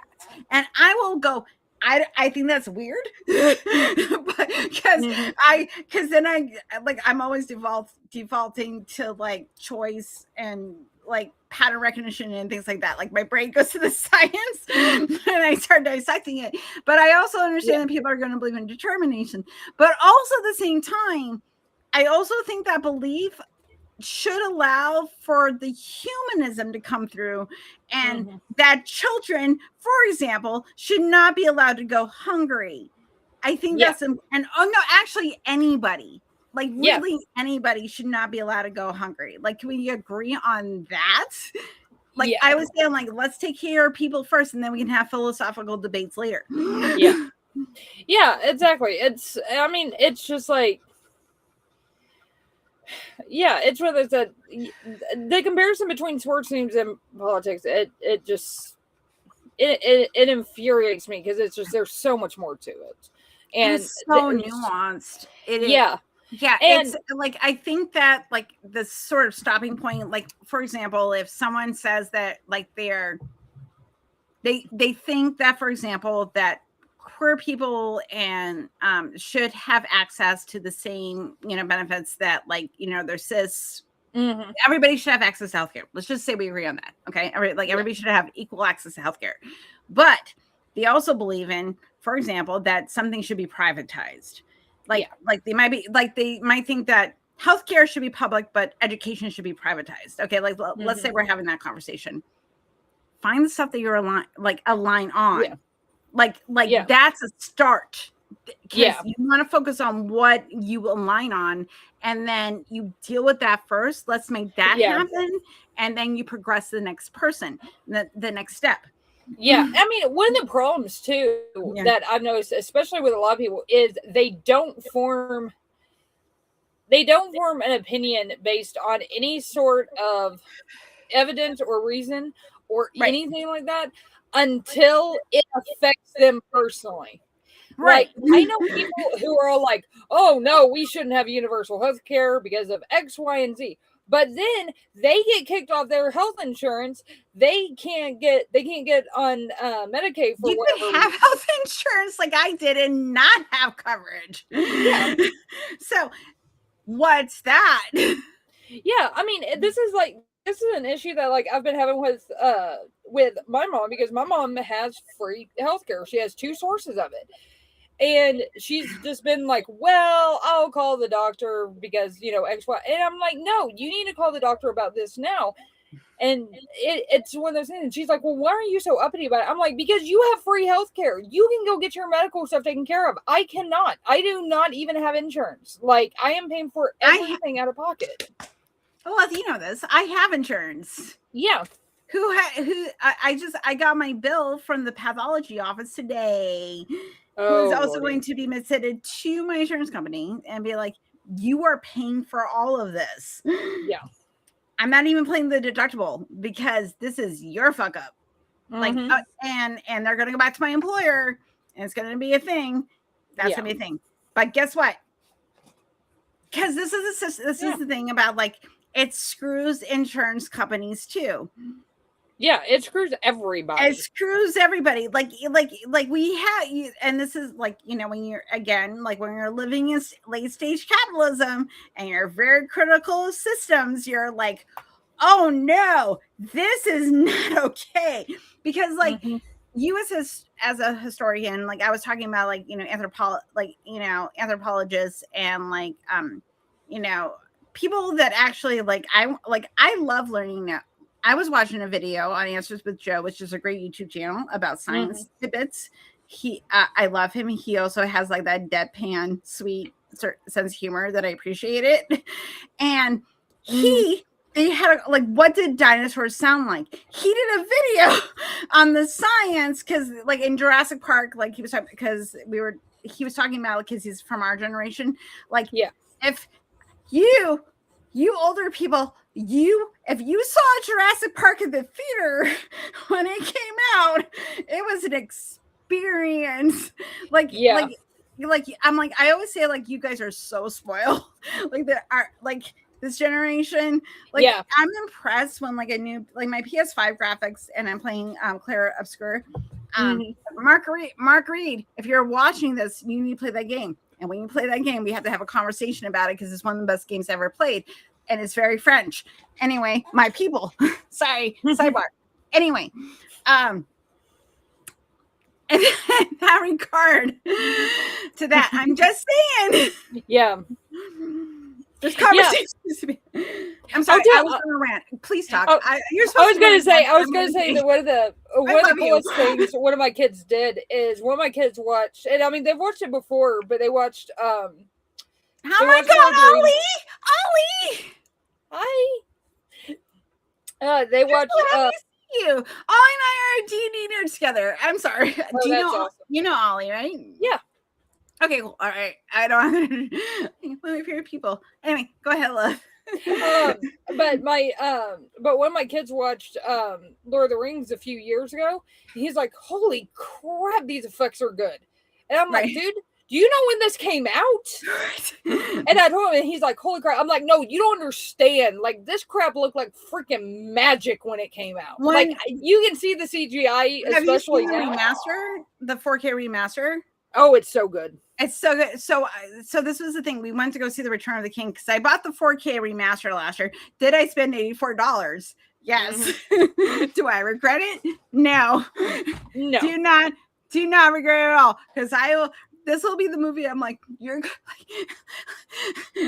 like for those that come after us here, you must experience this thing. I think the Lord of the Rings series it's going to go down in cinematic history as like one of those movies that if you are a film buff, like this is one of the first movies you gotta watch.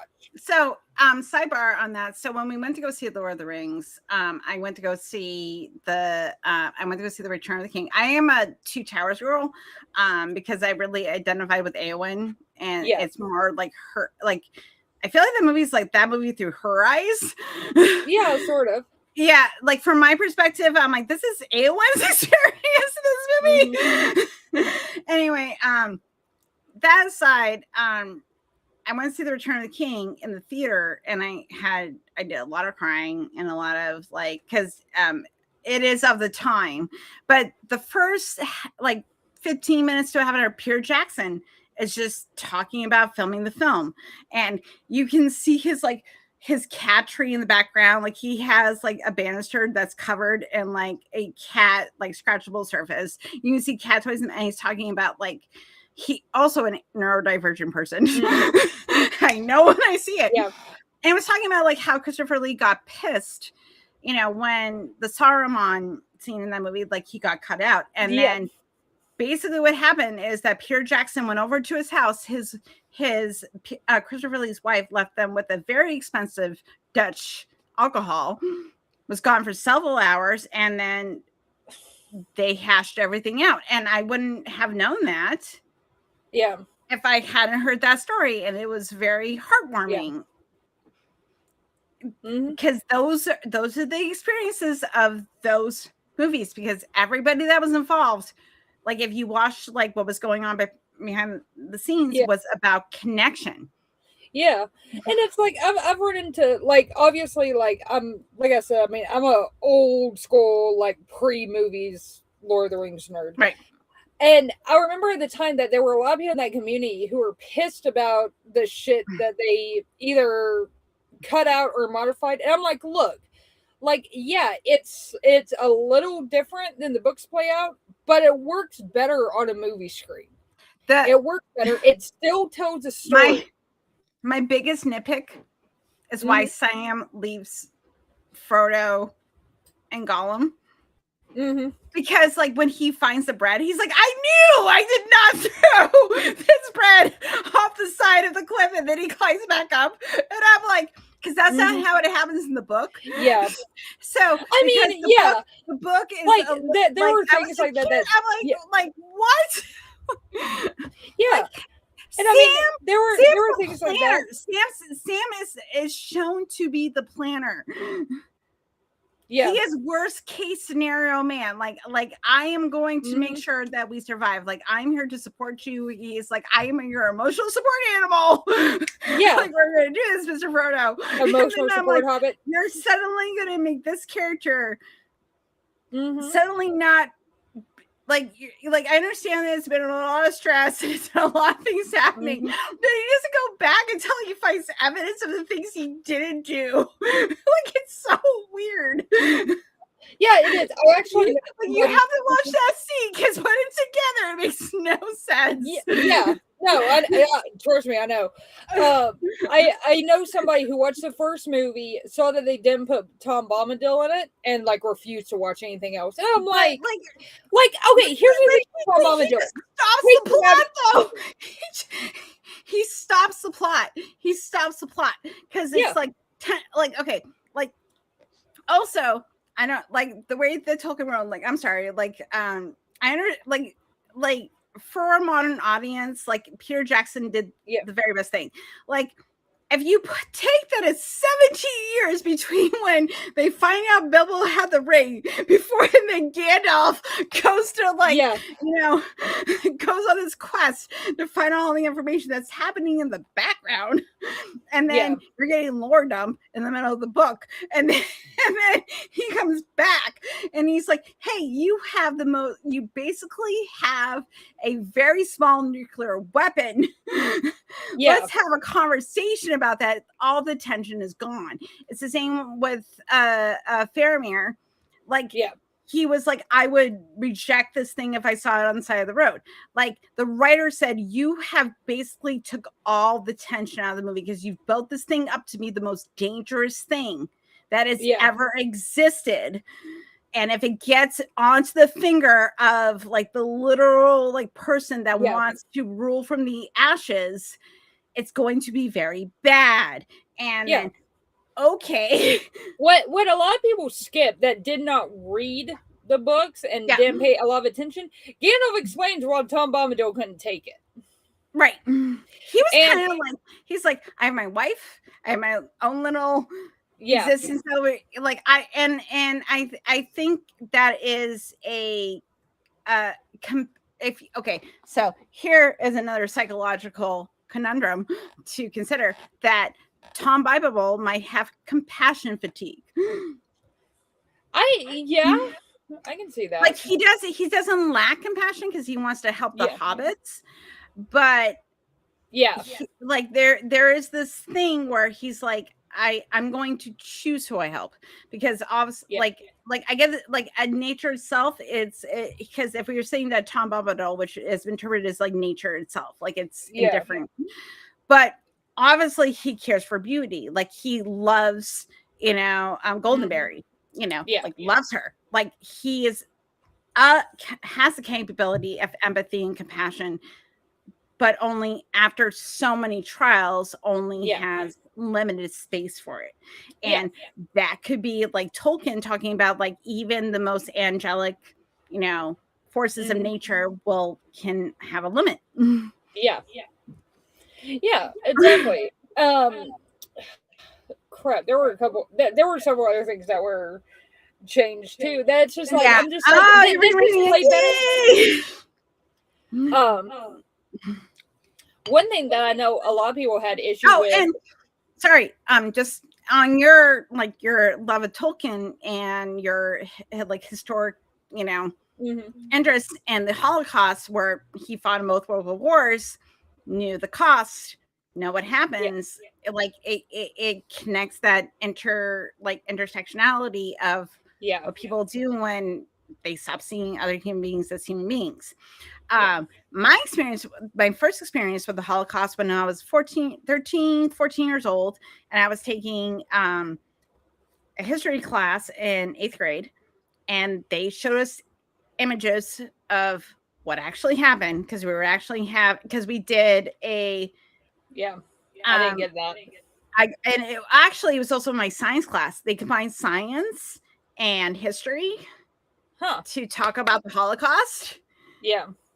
And I was watching this, and they show people being their corpses being shoved in ovens. And it was like the banality of evil. I did not get 13, 14 years old. That's a lot. But at that, I didn't get why am I the way that I am? I didn't get any of those images until like I was already in college at that point. What I was literally told about in high school, and this is both private and public school, is that a lot of people died and the Germans were bad people at the time. That's literally. Oh no! I didn't even get numbers at my private school. They gave us some numbers at my public school, but I later found out they were the wrong numbers. And so it's just like the education around it, especially in Texas, was just horrific. Like I did not. Do you want to hear something that's funny? We got a whole lot of information about like the Holocaust. Not so much about like American slavery was just kind of brushed over. So that can tell like we were like, this happened, like this was bad. This is really, really bad. Yeah, slavery was bad. But like I didn't understand the intricacies of slavery and the political system till I got to college and I took American history. And my professor was basically like, yeah, I'm going to take you from the Revolutionary War to the Civil War, and everything you thought that you knew, he's like, it will change you, because he was very much about like not only the history but the politics that affected it at its time. Like that was the first class that I found out that Lincoln, he didn't really want to do the emancipation away from the South. Like he was really trying to prevent that. And then then we were it's so funny. If you've seen Abraham Lincoln Vampire Hunter, it is an amazing movie because it's so cool if we could call like slave owners vampires. No, they're just awful people. And this movie came out in like 2011, 2010. It's a very different. So we're political landscape because could be read as kind of like as like, oh no, the like real monsters are like vampires, not like everyday people that do everyday things that hurt like the average person. Depends on, but it's also it's a trip. Like it's the same like it's the Pride and Prejudice and zombies. It's the same place. Those turn into a really fun action movie. And I mean, like I have a slight love-hate relationship with some of those because I've seen some like alternative history stuff that I'm just like, this is fucked up. And then yes, I did see them. I could not see them super, super well on my screen, but I am due to be on Neil's on the 14th. So go watch. I will be at an Indian festival out on the 14th, and I did tell Will earlier, and I was like, depends on how I feel when I get home, because it's my first major outing since I've had surgery. We'll see how it goes. My husband opted to play for valet parking for me. Oh, yeah. Well, I mean, don't feel bad. You're not the only person I know who's going to have to watch it later too. So yeah, I will watch later. And Neil was the one that actually inspired me to do this show. Oh, that's awesome. Yeah, because I was on his show like back in the day, because also, just so if you're gonna be part of Atheist Tube, you have to go on Neil's show because it's rite of passage. I don't care how long you've been in Atheist Tube or like humanistic, progressive tube. Like you have to, like you should tell Kyle that he should be on Neil's show. Yeah, I should. Yeah, he might. Because I think like his reaction to Christian nationalism is kind of why he has certain like emotional reactions to that, like whenever when Joe Rogan starts like spouting, and I think like this is kind of like, and like Kyle, if you ever watch this, I'm just gonna say this. One thing I appreciate about you is that like I understand why you got mad at Joe, because I have the same feelings like about Joe Rogan, that he seemed like he was willing to have those conversations. That's why you're, and then we found out that, oh no, he's chasing the dollar, is that betrayal, because like you like he wasn't a person that you would go to for the news, but you felt that he was at least trying to listen and trying to understand as a layman, for the layman people. But then you got into weird conspiracy theory land and started featuring like Donald Trump and RFK Jr. and these people that have very bad ideas, and you lost the thread because you started chasing money instead of what was important. And I mean, there's a clip that went viral a few weeks ago. It was Kyle on Piers Morgan, and he's just going after. Oh my god! Like I listen to Kyle, and I listen to Luke Beasley. And like those are like my dudes that I go to. And one of the things is Kyle, me and Kyle were talking about it, and I brought it up, but it's basically the same position that Professor Dave has as far as like going on like these more right-leaning shows and stuff. Is like, if they are willing to give me a platform, I'm going to get on there and say what I need to say. Like, I don't care what the platform is, I'm going to get on there and say what I need to say. And Kyle's really, really, he's really good at going up against like just ridiculous right-wingers. Like I would just like to talk to, like, for me, I would just like to get him as a person, as someone that's admired him for a very long time. Here's the thing, and it's one of those things that like I have the feeling that him and I like got a lot. We would just be like on secular talk.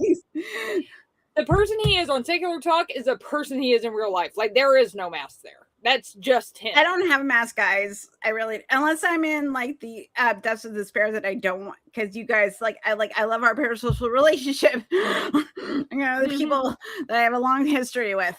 Cool. But you can hang, but I can talk about the trauma that I deal with on a daily basis, because we're all there anyway. It's so fun.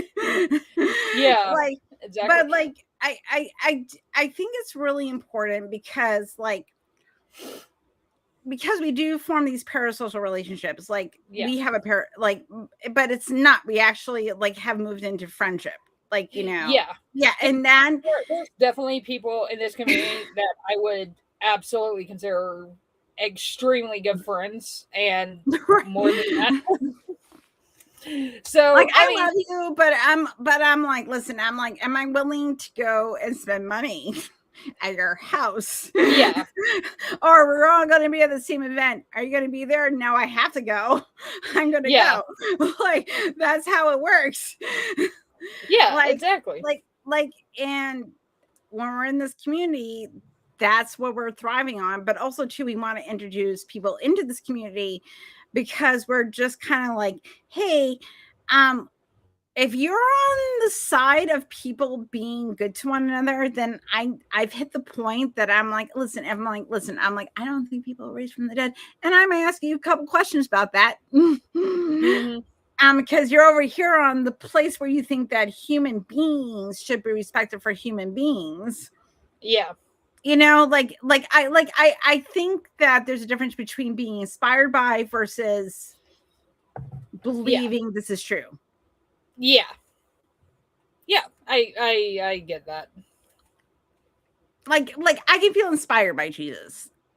Do I think like things that are claimed in the Bible? I mean, I it's kind of how I feel like an X-Men comic. Yeah, like I can totally see how someone can have that opinion.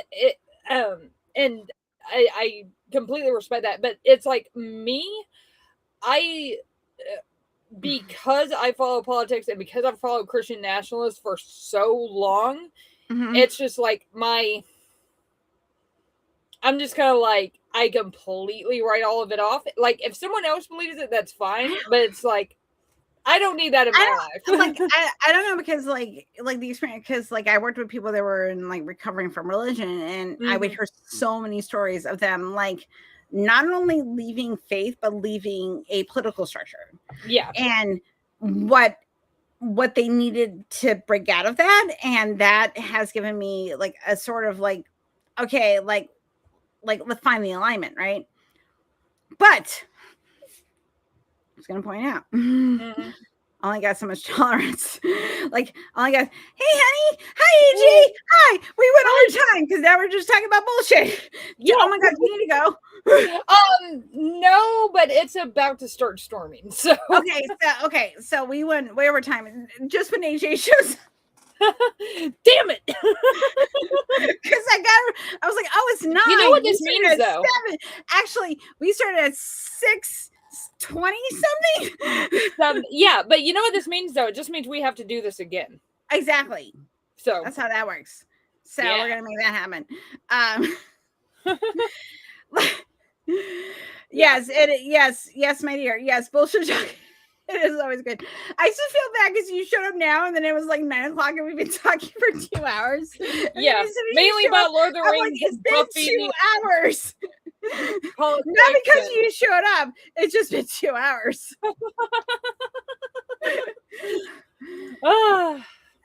Okay, fair. In my defense, fair. I missed dinner.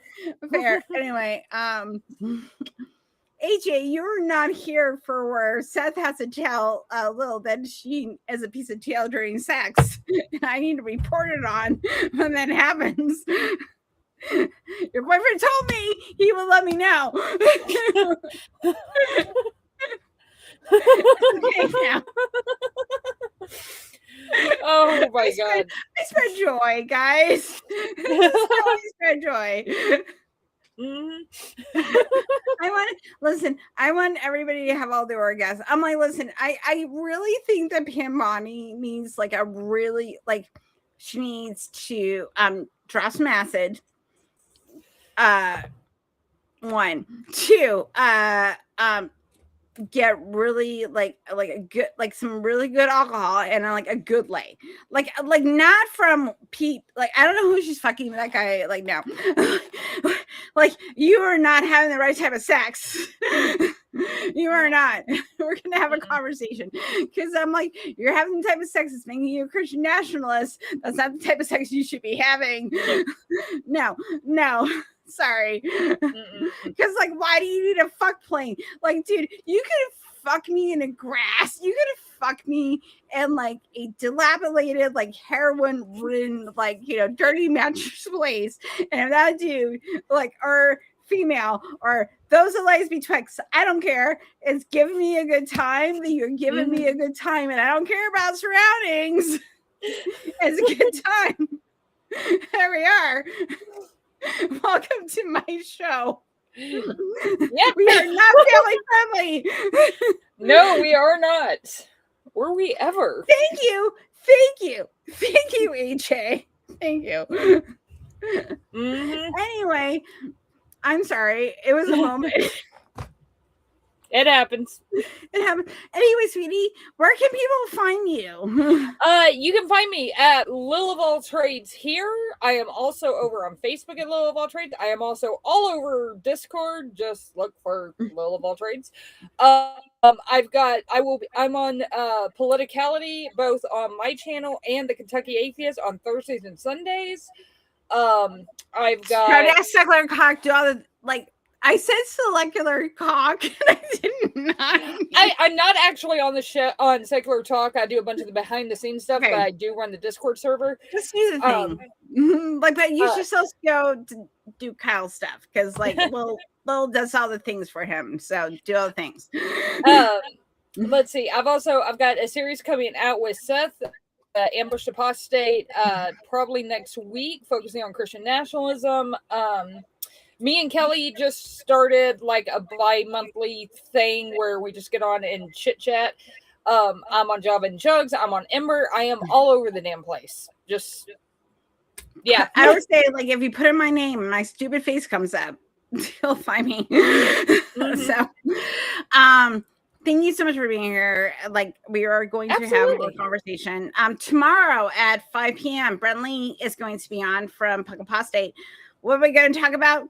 I don't know, because I DM'd him and I was like, hey, Brent Lee, what do you want to talk about? And I have not gotten a response, but it will be listen, okay, well, okay, I'm gonna be honest with everybody, okay? Because if you've ever watched a stream with me and Brent Lee, we try for a topic. We try to stay on track, but we are two ADHD kinder souls, and we will not stay on track. But he will be here tomorrow at 5 o'clock, so Eastern time. So please come over here and join us when Brent Lee is on. And I'll go.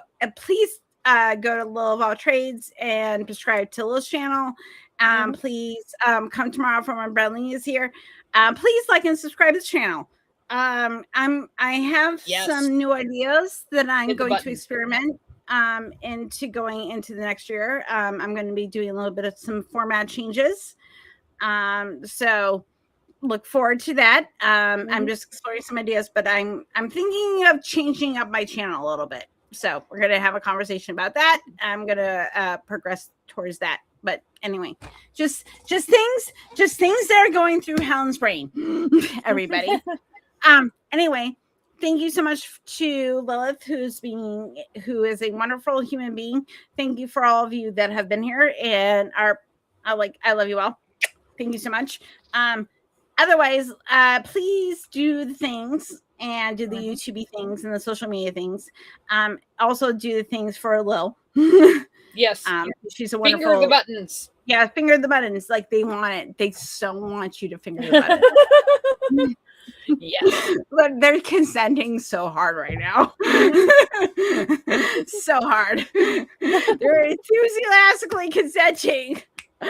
Enthusiastically. Very enthusiastically. They like it. Anyway, do that. Also, I'm going to tell everybody to stay kind, stay skeptical, give someone a compliment, and I will see you all here tomorrow. Good night, everybody. Bye. All love. Bye.